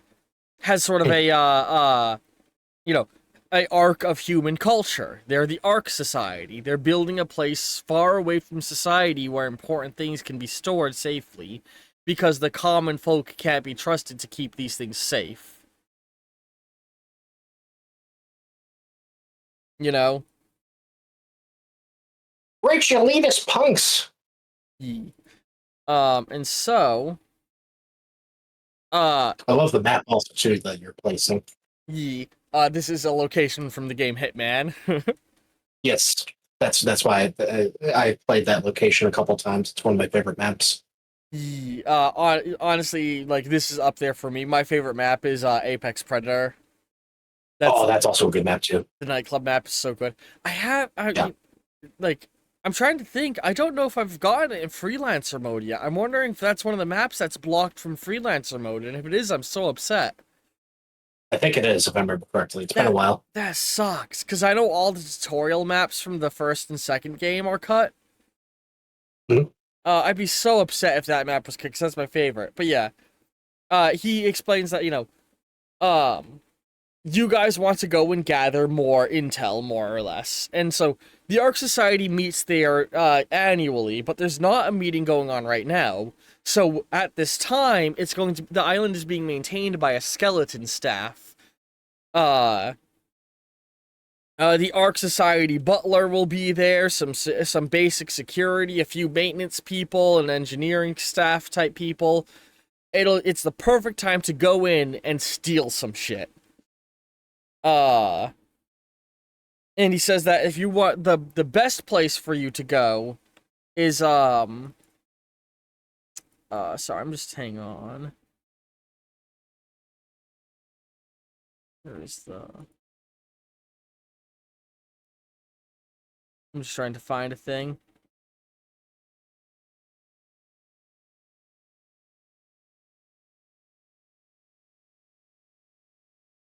Uh, he said excuse me. He stresses that if you want to get like very like, records, which is what he's suggesting you go there for, the building to the south on this little map is like sort of their records hall for storing paperwork and shit. Yep. And he's like, what we need is a list of Ark Society members to give you a chance to try and find potential Providence members, because Ark Society is a whole different group from Providence, but he as well as Ridley, who are both Providence members, are people who are part of the Ark Society. So he's willing to bet that more members of Ark Society are also members of Providence. You know? Clever bet. Clever bet. Uh, but yeah, and so with that, the question is, when you start flying there, where are you going to try and land? I realize the image I posted, it actually has north and south flipped. So the island that is on the separate island that's on the south here is actually to the north because the whole thing's flipped upside down in that image. Gotcha. I'm thinking about landing on that helipad looking area, anyways. It's worth noting that your ship is probably as big as the central castle building. Which Oh, wow. Okay. yeah, this ship's fucking huge. So Oh, was like this the same ship that I brought down from into Antarctica? yes. Okay. Okay. So then I shouldn't be too surprised then. Oh wait, did you steal? You did. You stole a ship from the Yep. Incognito Corporation. So you can actually Yes. just stop and hover overhead and cloak and then fly down in the hover car. Which is what I will do. And so you're gonna go and land on the helipad. Yep. All right. But how does that look on stream? Uh, hang on. I'm trying to make the image nice and big on stream.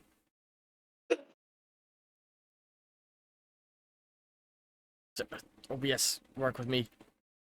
Work with me. Uh,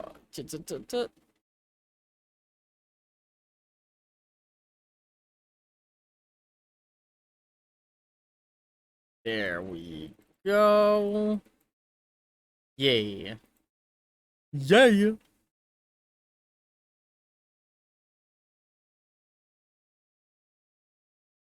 I'm just gonna make some of these other big real quick on stream real quick so people can see what they look like.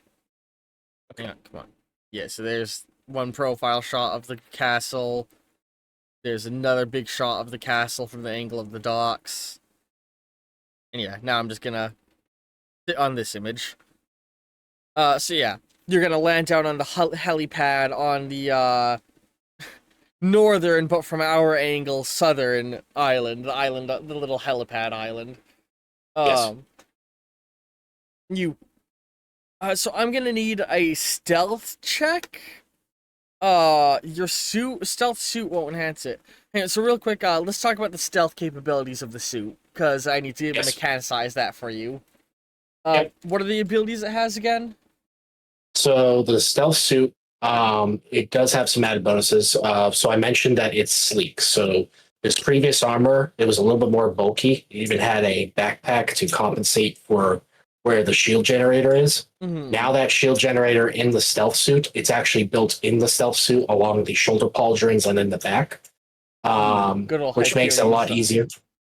Yeah, allows it to sneak into a lot more quieter areas. The suit is also a lot more quieter as a result. It still uses the same tough, dense metal that was made from his previous suit, but it's a little bit more lightweight in capability. So what that means is that he can still tank shots, but compared to, say, his original suit, if he took a tank shot, it would be a little bit of a different story where he might come away instead of with, just some bruises and all that stuff. He might come away with a broken arm. Yeah. So there is that. It does turn invisible. The invisibility is similar to that you would see from, like, the Predator movies, where the Predator kind of cloaks itself, and it can, go about its business. Hmm. And it can go on for about 5 minutes. The visor in of itself on the helmets allows him to see in infrared as well as in different visions. So, like, it has a built-in night vision, as a built-in. So, like, I'm just saying for now, keep in mind the abilities. Let me know when you think they'll be relevant, and we'll hardcore mechanicize them, like, after session or at a later date. Okay. For I now, should we'll just quickly. play by ear. I'll just. I'll just quickly just throw in that he has that shoulder cannon. It's essentially like it's a shotgun. Essentially, it's like a really it's like an 8-gauge shotgun that's built into his shoulder. Except in this case, it's lasers, because most things are laser guns in the world of Hero Yeah. Infinite. Yes. So in this world, it would be a laser. But it's like And a he does a have scattergun laser. yes, and he has so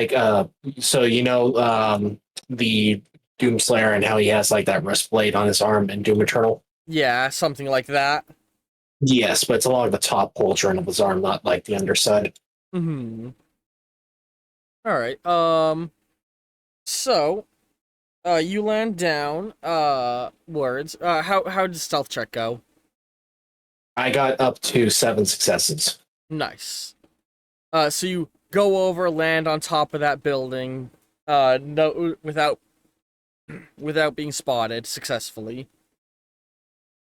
And then are you just gonna get out? And so as you get out, there's a little staircase that wraps around the exterior of the building to take you lower down. I assume you're gonna take that. Yeah, I'm going down the staircase. You creep down the staircase. You end up on a balcony, one floor down, and you sort of like peek through a window, and you can see there's a bedroom, and there's an old man in a suit, a nice suit, sort of relaxing in a bedroom when you look through the window. Sipping some tea and flipping through a book. There's also a door. When you peek through the window, you can see that the door leads to a different room than the room he is in. Oh wow. Okay, so then Killstreak is going to try to use his invisibility and slip in through his room. Are you gonna go through the door or the window? Window. You slip into the window where the old man is. There's a room south out, or there's a door south out of his room. Again on the map, south is up, north is down on the image I posted. Yep. So south out of his room, there's a door.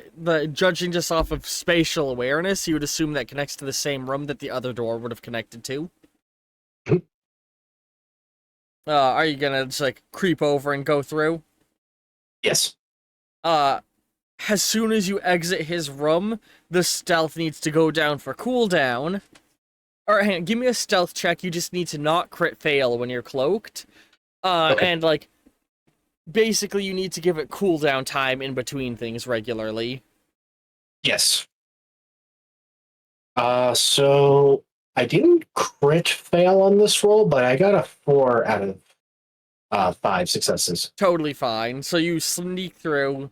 I was just making sure you didn't make too much sound. Yeah. So as you open the door, though, the old guy sort of glances up.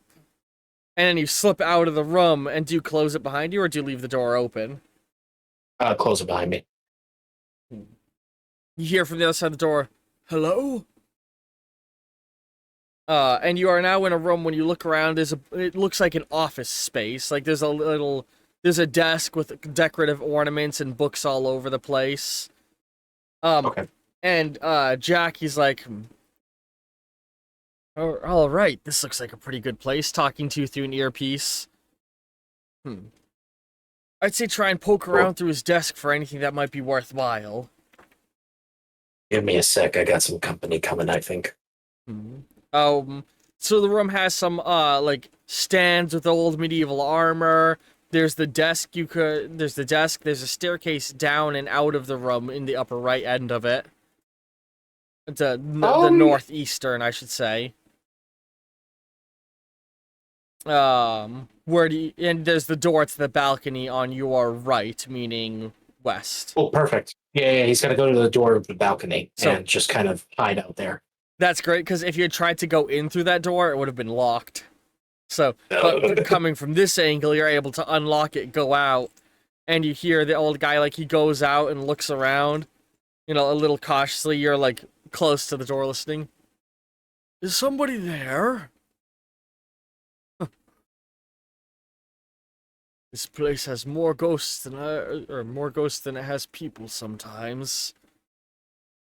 He walks up. You hear like creaking footsteps, and hang on.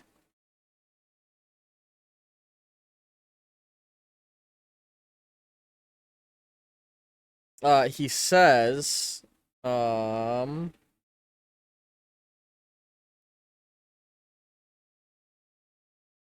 I'm just trying to find a thing. Yeah.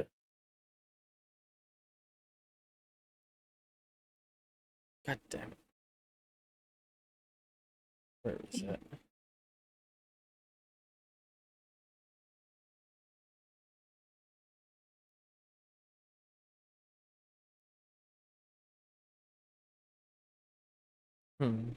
There we go.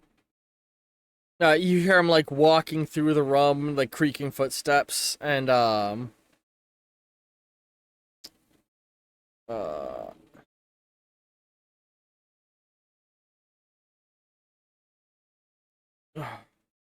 Janice, I hope you're doing all right out there. I don't know why you couldn't stay here. You'd be so much safer on the island. Who am I to question you? You hear creaky footsteps as he returns to the bedroom. Janice, Jack says. I feel like I've heard that name before. Janice. When you peek through the window, he is returned to the bedroom. So, do you go back into the office? Yes. Oh, turning on your voice modulator because you're wearing a helmet. Yeah, I just realized I'm wearing a helmet, yeah. I'm gonna give you a hero point for doing the cool augmented voice thing. Yay! You're hearing that in the fucking voice?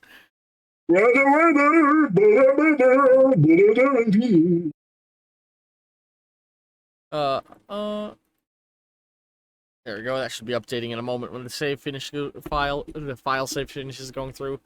But yeah, you return to the office, and looking around, you notice that the desk has what looks like a picture and some other ornaments on it. There's bookshelves with a bunch of decorations, like I said, the suits of armor. He's going to start kind of like skimming through some sensitive files. So like open the desk and just start searching. Yeah. Give me a general search check.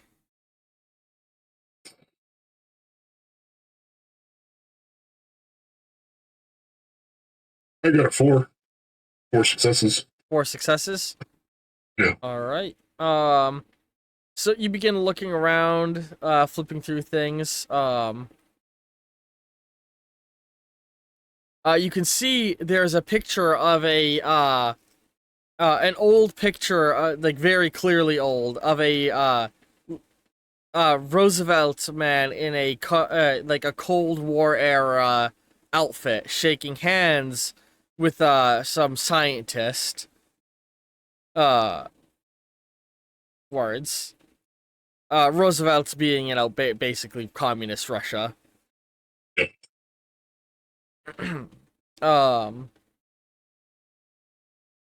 Sorry, I'm just looking at things.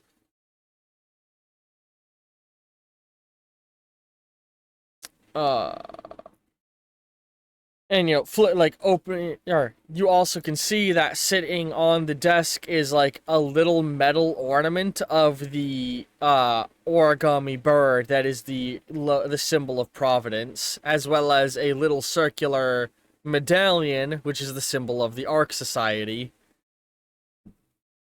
The man in charge of Ark Society is also a member of Providence. Figured as much, Jack says. I feel like that's to be expected at this rate, at least for somebody that owns an island like this. As you start to flip through, you do find a big binder of files, and as you flip through, it's a list of every member the Ark Society has ever had. Bingo. And then you hear footsteps coming up the stairs. Killstreak goes into stealth mode. You go stealth, and a group of guards in security outfits, they're wearing little berets and like blue military outfits, carrying pistols, go right past you to the balcony. Shit, they must have seen the hover car from one of the rooms above. Damn it. All right. I'll need to collect what I can and head on out before any more get alarmed. That folder should be a base level to get us started, but who knows what other helpful things we could find here. That's why I'll do a quick sweep, gather what I can before time runs out of my stealth, and get in the hover car, and we'll leave. All right. So, do you want to keep searching this room, the head of Ark Society's office, or do you go somewhere else? He's gonna do a quick sweep in this room and then head into the Ark Society office. No, you're in the Ark Society office. Oh, sorry. Then to the next room then. So there's the door to the balcony, the door to the bedroom where the old man is, and a staircase going down. The staircase. Go down the staircase. All right. Yeah. You go down the staircase, and you can see, like, this is a way larger library with way more records, display cases with old artifacts of various descriptions.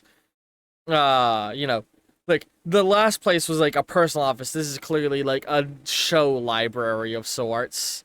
It's got, like, Killstreak is like fireplace. taking photos of it. Sorry, what? Killstreak's like taking photos of the place. As you get down the stairs, your cloak dies out and needs time to recharge again. And you actually hear a conversation going on. So, you hunker down behind some of the things on instinct as some guards start walking in. How the fuck did a hover car end up here? I don't know. Maybe some jackass trying to test the limits and fly across the ocean. Had to go for an emergency landing. We gotta make sure that the place is secure. We can't have anything happening to the Constant. Are we moving him to an emergency evac location? Of course. Whole island could be secured if we can't find this Our whole island could be compromised if we can't find this jackass. Relax, relax. We got our asses covered, and so long as they don't see any of the shit we're trying to hide, we'll be fine. And they, well, or give me a stealth check without the boost of your stealth suit. You need to get at least one success to stay hidden, as they creep, or you creep between cover as they walk through the room to the staircase. Oh, I'm fine then. I just got 5 successes. All right. They head up the stairs. Do you want to search the room more, or Yes. yeah, give me a search check for this room. By the time the search is done, your cloaking will have recharged.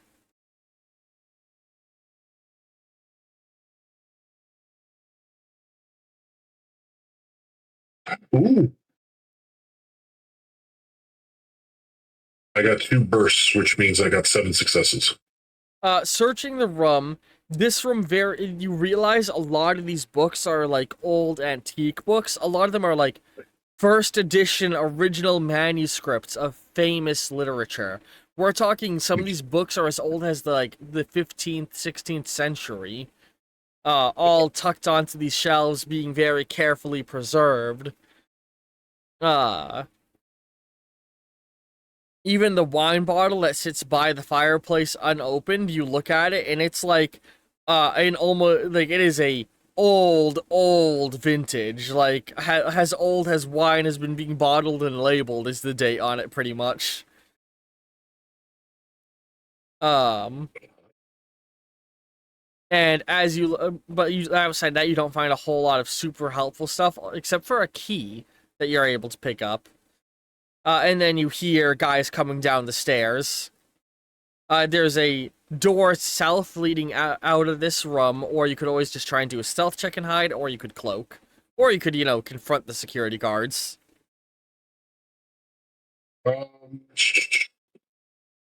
going to select the hide option. Alright, give me a stealth check of difficulty 3.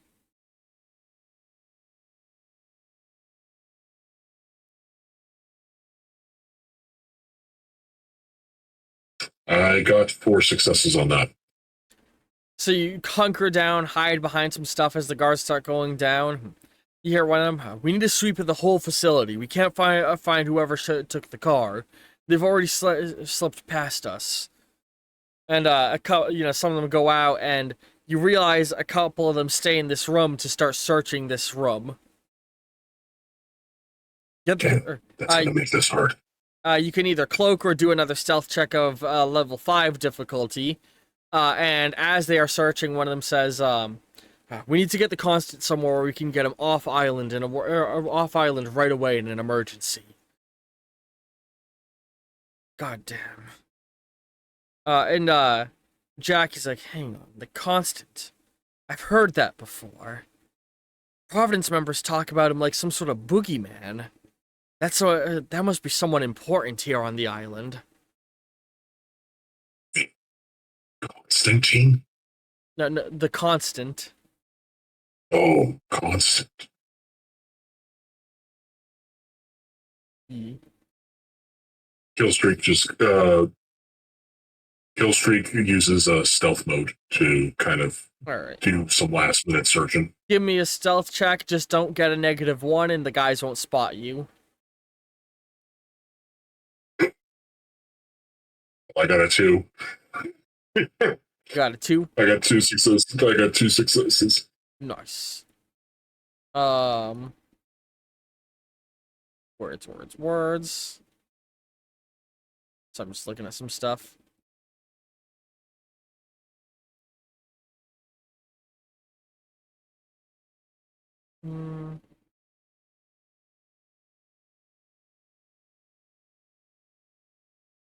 Okay, sorry, I was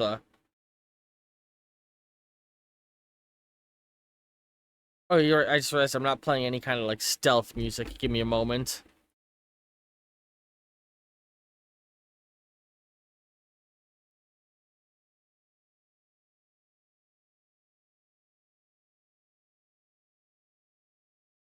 Mm-mm.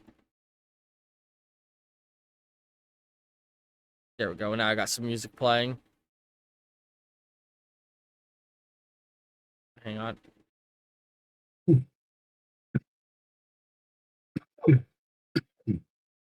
Why do I feel like I'm not hearing anything? Because I'm not. Because the sound isn't being picked up by OBS. What the Oh fuck? no! Oh, there we go. There we go. Now music's playing. Very softly, but it's playing. Yeah.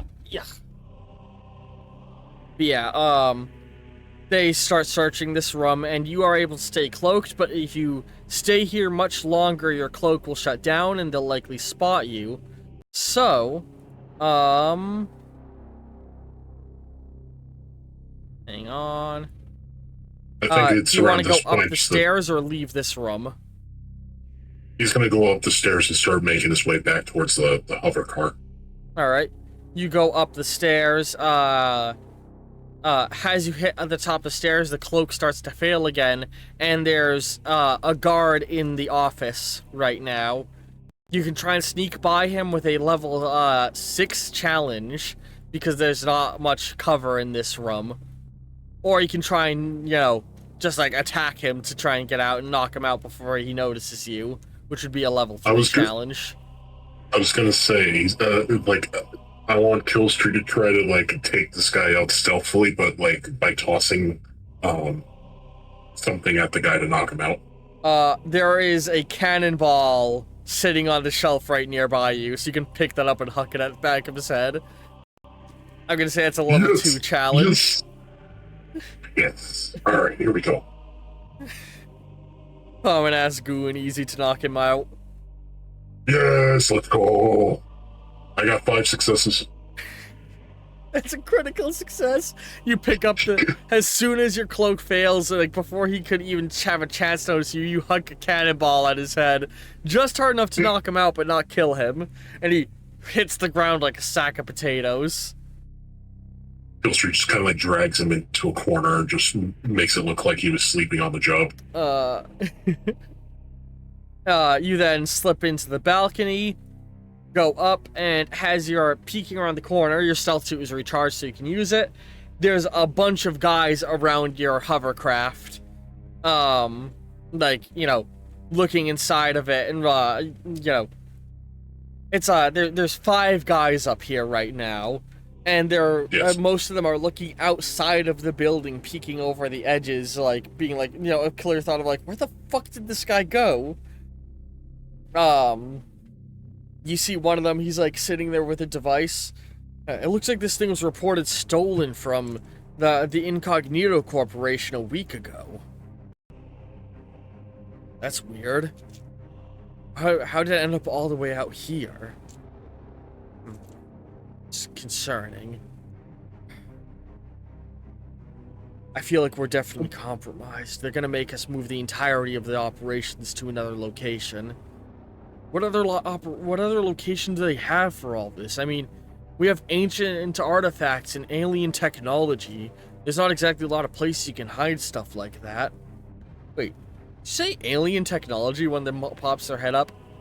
He's exaggerating. We have some weird advanced experimental tech. Some of the guys joke around that it's stuff they got from the alien crash in the out in the desert. You know, that one in the 50s? Oh yeah, like the what was it, Rowell or something? It's not alien tech though, it's just advanced experimental stuff. Killstreak just kind of like taps to Jack, says, did you hear that? Advanced tech. I do like the sound of that. Is there any way you can assist me with trying to get these guys off my ass, or no? There isn't anything I can do, I'm afraid. Although, if you want to search the place more, I could try and give you some info. They've got an old warehouse, nearby, on the map. So, are you looking at the map? Yes. So you see how you're in the helipad building? Yes. There's the glass bridge to the main building, and then to the right of the main building, there's that other structure. That is a storage warehouse they have. So you'd say that might be a good bet to get some stuff you want. They also have the old chapel, which is sort of diagonal to that at the top of the island for like top of the island section. He's like, they could be storing something in the old chapel as well. One of those locations might be where you could find this tech if you wanted to get it. As far as taking out these guys, you'd be on your own, I'm afraid. I might have to come back for the vehicle later, then go for a nice walk. For in the meantime. All right. Do you go back down the stairs? Actually, can the hover car be hacked? Oh, like controlled from a distance? Yeah. If you would have to go, you haven't set it up prior, so you'd have to get inside of the car and hack it. And your cloaking is charged, so you can just cloak and go into the car because they even have the door open because they were searching the inside. Boom. That's what I'm gonna do. All right, so you go in, hack the hover car, and then quickly like creep away before your stealth can fail is the goal. Yes. Give me a hack check. This is a variant success level. So all you need to hack it is 3 successes. But if you want to hack it fast enough that you can then slip away before your cloak ends, you'll need 6 successes.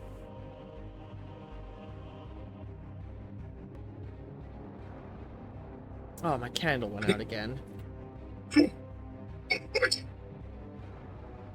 Candle, why aren't you working? I love you, Candle. Brian, I got 11 successes. Holy fuck. Yeah, nah, It just kept on. It just kept on going. you would like, it takes you seconds to hack that thing and get it working. You're fine. Okay. So the goal and the idea I want to present here is to distract the guards by making the thing fly around like it's an RC vehicle. They think it's being piloted and all that stuff, but it's actually just a drone operation. It's just flying it around, keep them distracted. Jack says he can pilot it for that now that you've connected it all up. Cool. So he's Then gonna fly it do it. around, piss them off while you slip away. He'll basically make sure it is wherever you aren't. So right now he's gonna fly it towards the docks area. Cool. Cool. You know, And so now Killstreak starts making his way towards the warehouse. yeah, you quickly make your way down and he's gonna tell you to hold up and hide in the office real fast. Okay. So you go in and you like hide in a little closet cupboard, and after a moment all the guards go running by as all the guards on the roof, excuse me, saw the hover car fly away, and they're running down the tower to figure out, like, be like, shit, what is it doing, kind of thing. And then you're able to slip down and out past them. So you go down from the office to the library you are in, and then you take the only door out of the library, and now you're on a balcony where that glass walkway is. So you said you want to make your way to the warehouse? Yes. So at this balcony, you see that there is a staircase to go further down the tower you're in currently, or you can take the glass bridge across to the main building. What do you do?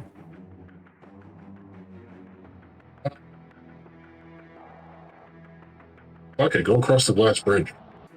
You head across the glass bridge, creep through that door, and you find yourself in a this feels like sort of an attic type space for the structure you're in. So you see how there's like that big glass building, there's a structure on top of this old castle.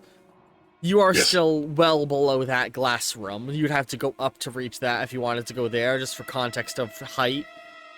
You're in the, like, more or less, hang on, is this the top of the main building? Yeah, the top of the main building before you start hitting, like, the main tower that would lead up to that glass room. You're, like, directly below the tall main tower.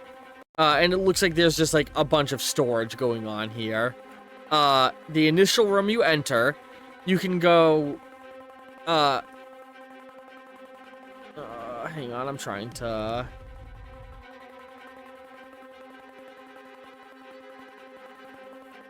You can go...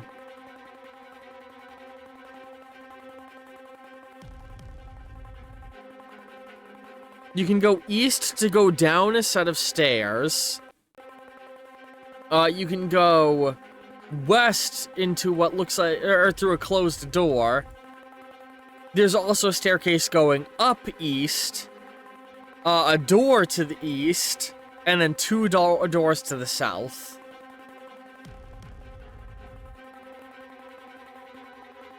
I think I would go for one of the doors to the east.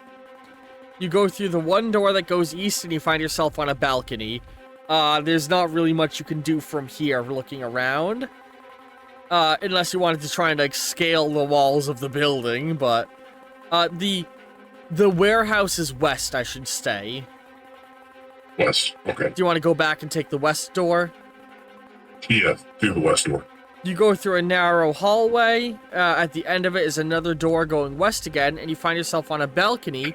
It's that upper balcony path that connects to the warehouse, if you look at the map. Yep. Which again, looking at that map, remember, east and west and north and south are flipped because the fucking only image I could get showing the island from the top down rotated it, around. So, I thought north and south was flipped. South is up, west is, south is up, north is down, east is, left, and west is right. I know that's so confusing. It doesn't help that the map I'm using a map to reference that is the correct orientation that I'm not showing to you because I don't want you to see the whole map. Gotcha. So yeah. So you're basically, this is a balcony that leads to the roof of the warehouse. There's a little staircase that goes down into the alleyway between the two buildings as well. But it looks like there's an iron gate that is like, would stop you from going too far with that, you know what I mean? But the staircase sort of doubles back and goes down even further than ground level as well. So you can go below ground level with the staircase, you can try and hit the gate to enter the floor level of the warehouse, or you can walk onto the roof of the warehouse. Know what I mean? Okay. What do you want to do? Move up north. You'll what? You said I could move up north, right? Towards the... Move south, towards the helipad. Not towards south, towards the hell. Well, actually... So, yeah, and you know what? For sake of simplicity, I'm gonna assume that the map you have is north aligned, because it's easier. So, okay. You see the building on the right, the eastmost building. You see how there's a little walkway that connects it to the main building? Yes. You're on that little walkway. So if you went, I'm going to say north, upward on the map, towards a helipad, that would take you down to ground level where you can see doors into the warehouse. But you'll have to go through an iron, like, fence gate door there by either climbing it or breaking the door to get to the doors into the warehouse, you know? I swear I'm looking at on. What? I sent you an image of what I'm looking at on the map. Oh, Is that the location that you're referring to? Yes, that is the area I'm referring to. So you see how there's like a sort of like little staircase looking thing? Yes. You can take that staircase to ground level and go like, and then try and go through some iron barred doors to get into the warehouse. Or there's a staircase that goes even further underground. I want to go to the staircase that's underground. Alright, the guards are all panicking at this point, running around. And actually, as you start to go down the staircase where you turn to go underground, you see they're quickly escorting a guy to the helicopter. That must be the guy they're talking about. The Constant. Whoever the fuck he is. How would you feel about a good old-fashioned kidnapping, eh, pal? Huh? not opposed to the idea, but I want to see what they have in their basement. He's getting to helicopter. We wouldn't really... this feels like...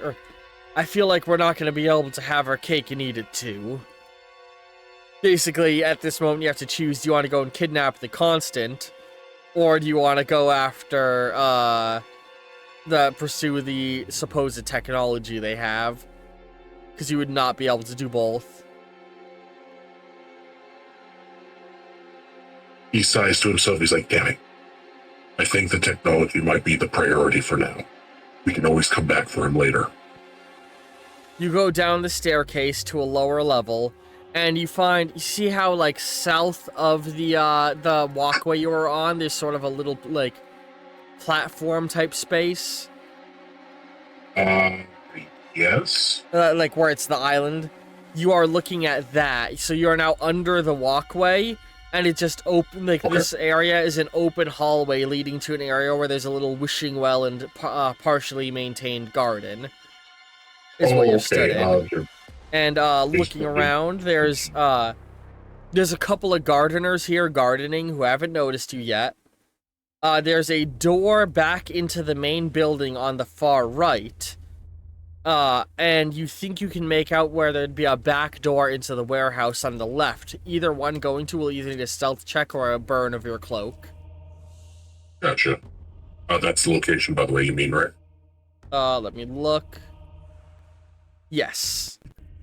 Okay. I'm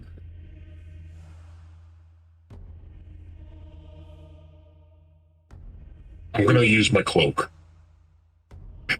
And are you gonna go back into the main building or through the back door of the warehouse? Back door of the warehouse. Back door of the warehouse is locked. You will need to bust it down with a strength check. Because you can't pick locks. Okay. I will use a strength check then. Yeah. Luckily, you're wearing high-powered power armor. Yes. And I got 7 successes. You grab the door, sort of squeeze the handle, pull, and like, bump your shoulder in, and bend the door open without making too much sound. And you enter into a main warehouse area. As your cloak burns out from overuse, and you walk around, and you can see there's a pair of doors to the south leading to another room, or to the north from your angle. I gotta flip north and south to make it easier. So, like, going toward the helicopter, there's another room. There's a staircase going down in the room you're in right now, so you can go even further down. And looking over, you can see that there's also, like, a straight shaft down to ocean level. So it looks like an underwater cave runs through underneath this building. And there's just paintings and boxes and sculptures and stuff all stored here. There's so much art. Yeah, it's what our society does. Preserves culture. They also throw a real good banger every year. I mean, like, awesome shit. Everyone wears funny-looking masks, you get to get drunk, and people try and sell you bunkers. And they also hold this competition where everybody can try and bring in unique artifacts, and whoever brings what's deemed to be the most valuable to human culture gets rewarded with a massive sum of money. That's how I paid for my, got the money to pay for the last big military contract I got through Hyperion. I delivered this old artifact I paid some guys to steal for me from a temple in the southern New World. Sounds like a bunch of rich assholes giving themselves excuses to present themselves a circle jerk. Exactly. He fails to note the irony of agreeing with you. So do you go through the doors to the south? Do you go down the stairs? Do you want to search this room? Down the stairs. Going down the stairs, you find yourself in more warehouse area. There's a door that leads into the alleyway you would have been able to go in through earlier. There's a door going southward, or going toward the helipad again. You can hear the helicopter taking off to leave. This may be your last chance to try and get that. And the shaft leading down to the ocean has a ladder in it, and you look down, it looks like there's more of a cave system down below. Can you get any sensors or readings from down there, Jack, out of curiosity? Oh yeah, let me just align my satellites to scan through the rock walls for unique materials and radiation signatures. Hey, I figured I'd ask the rich asshole at looking for my data. This ain't some movie or comic book, dude. I don't just have everything you need that would be convenient. All I have to connect to there is you. Do you think I should crash the car into the helicopter?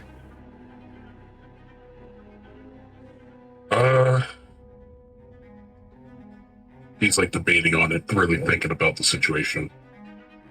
What are the chances of you being able to pilot the ship to pick both of us up?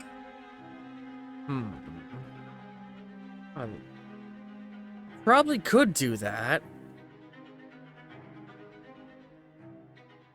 Yeah, I think I can do that. Take remote control with some of the features I had you do, or fiddles I had you do with the ship earlier. He's like really thinking about it, contemplating. He's like, we're probably going to meet this guy anyways again in the future. That's a bold assumption to make.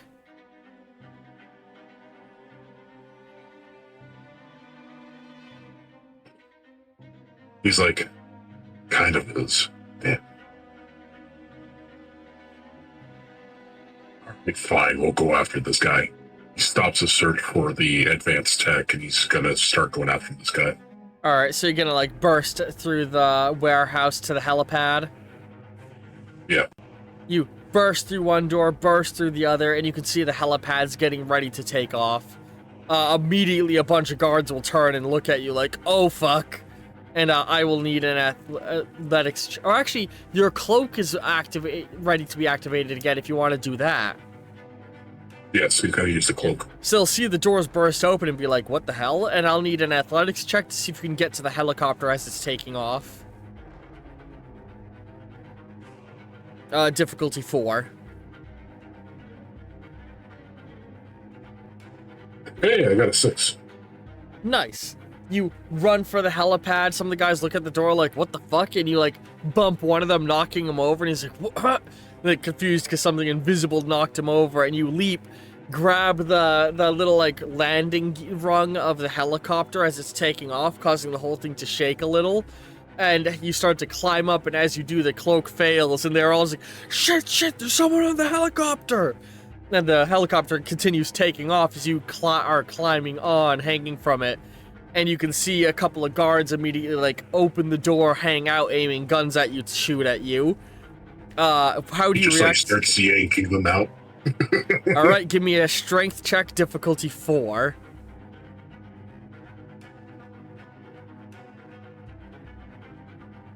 I got a 5. 5 successes. 5 successes? Yeah. Oof. The guards aim guns at you, and you, like, smack the gun away, grab him by his collar, and throw him down to the helipad below.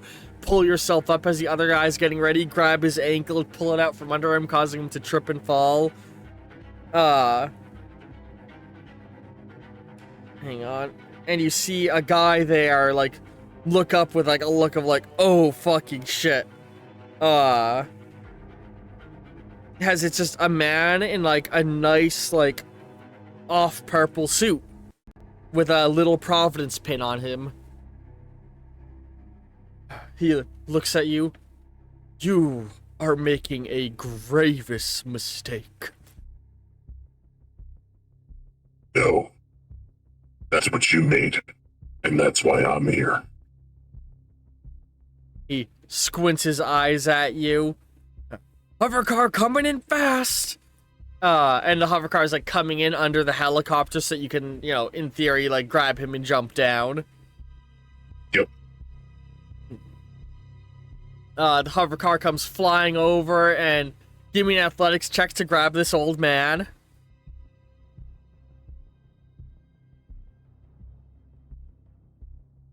I got 4 out of 6 successes. You pull yourself up, grab him, and he says, "No, you have made a mistake." And you feel your whole suit lock up as you're completely unable to move, and he walks toward you and squints at you. You're Killstreak.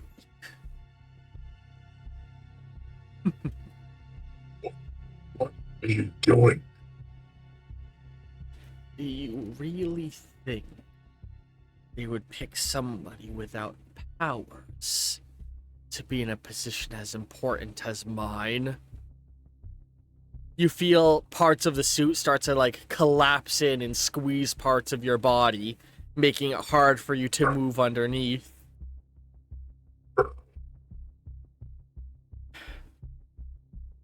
I'm so glad we've finally been able to catch that, or find the little thorn in our side. And with that, It's a trap. with that, we're gonna cut back to the past.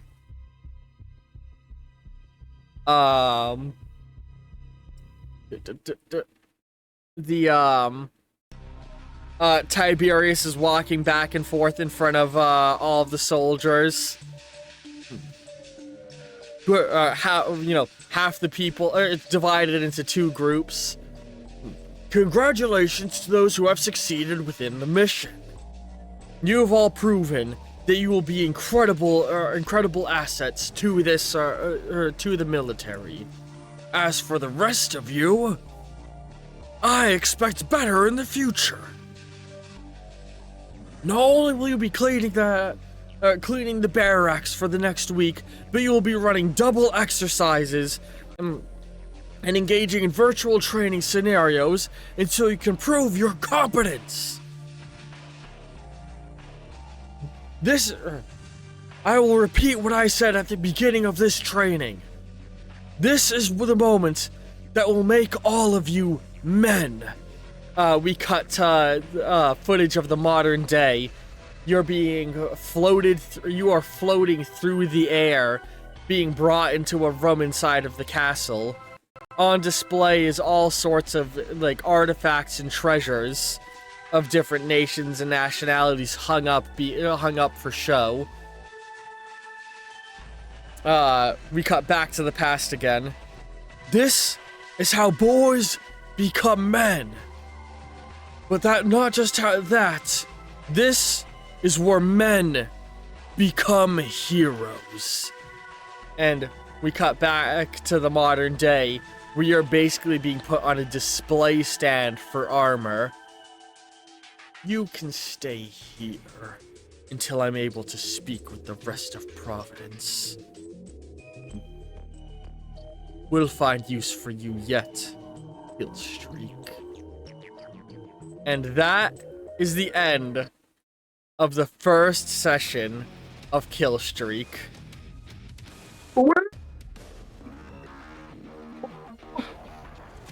Man. Sorry if it's a little shorter than you would have expected. Actually, it went a little longer than I initially planned, I'm realizing now, looking at the time. That whole ending scenario had multiple endings planned for it, depending on where you went and what you went after.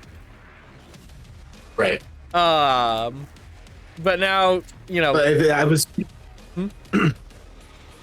just going to quickly say that I was originally thinking about going after the tech stuff, but as soon as you were mentioning this character and all that stuff, I knew that this is a character we had to kind of see into what happens next. Yeah. Really, you could have done either one. I was not trying to railroad you in one direction. Jack was just voicing his opinion, and I wanted it to be clear of you, like as clear as I could. You can go for the tech, or you can go for the guy. You cannot go for both. And sadly, from the get-go, I planned going for the guy was gonna end badly. Hey, look, that just sets up for something special to happen next. Yee. And you know, depending on how things go, there's two ways this scenario will go. If the next session ends up being just a kill streak session, then what's going to happen is that you will having to stage some form of breakout on your own with the help of NPCs.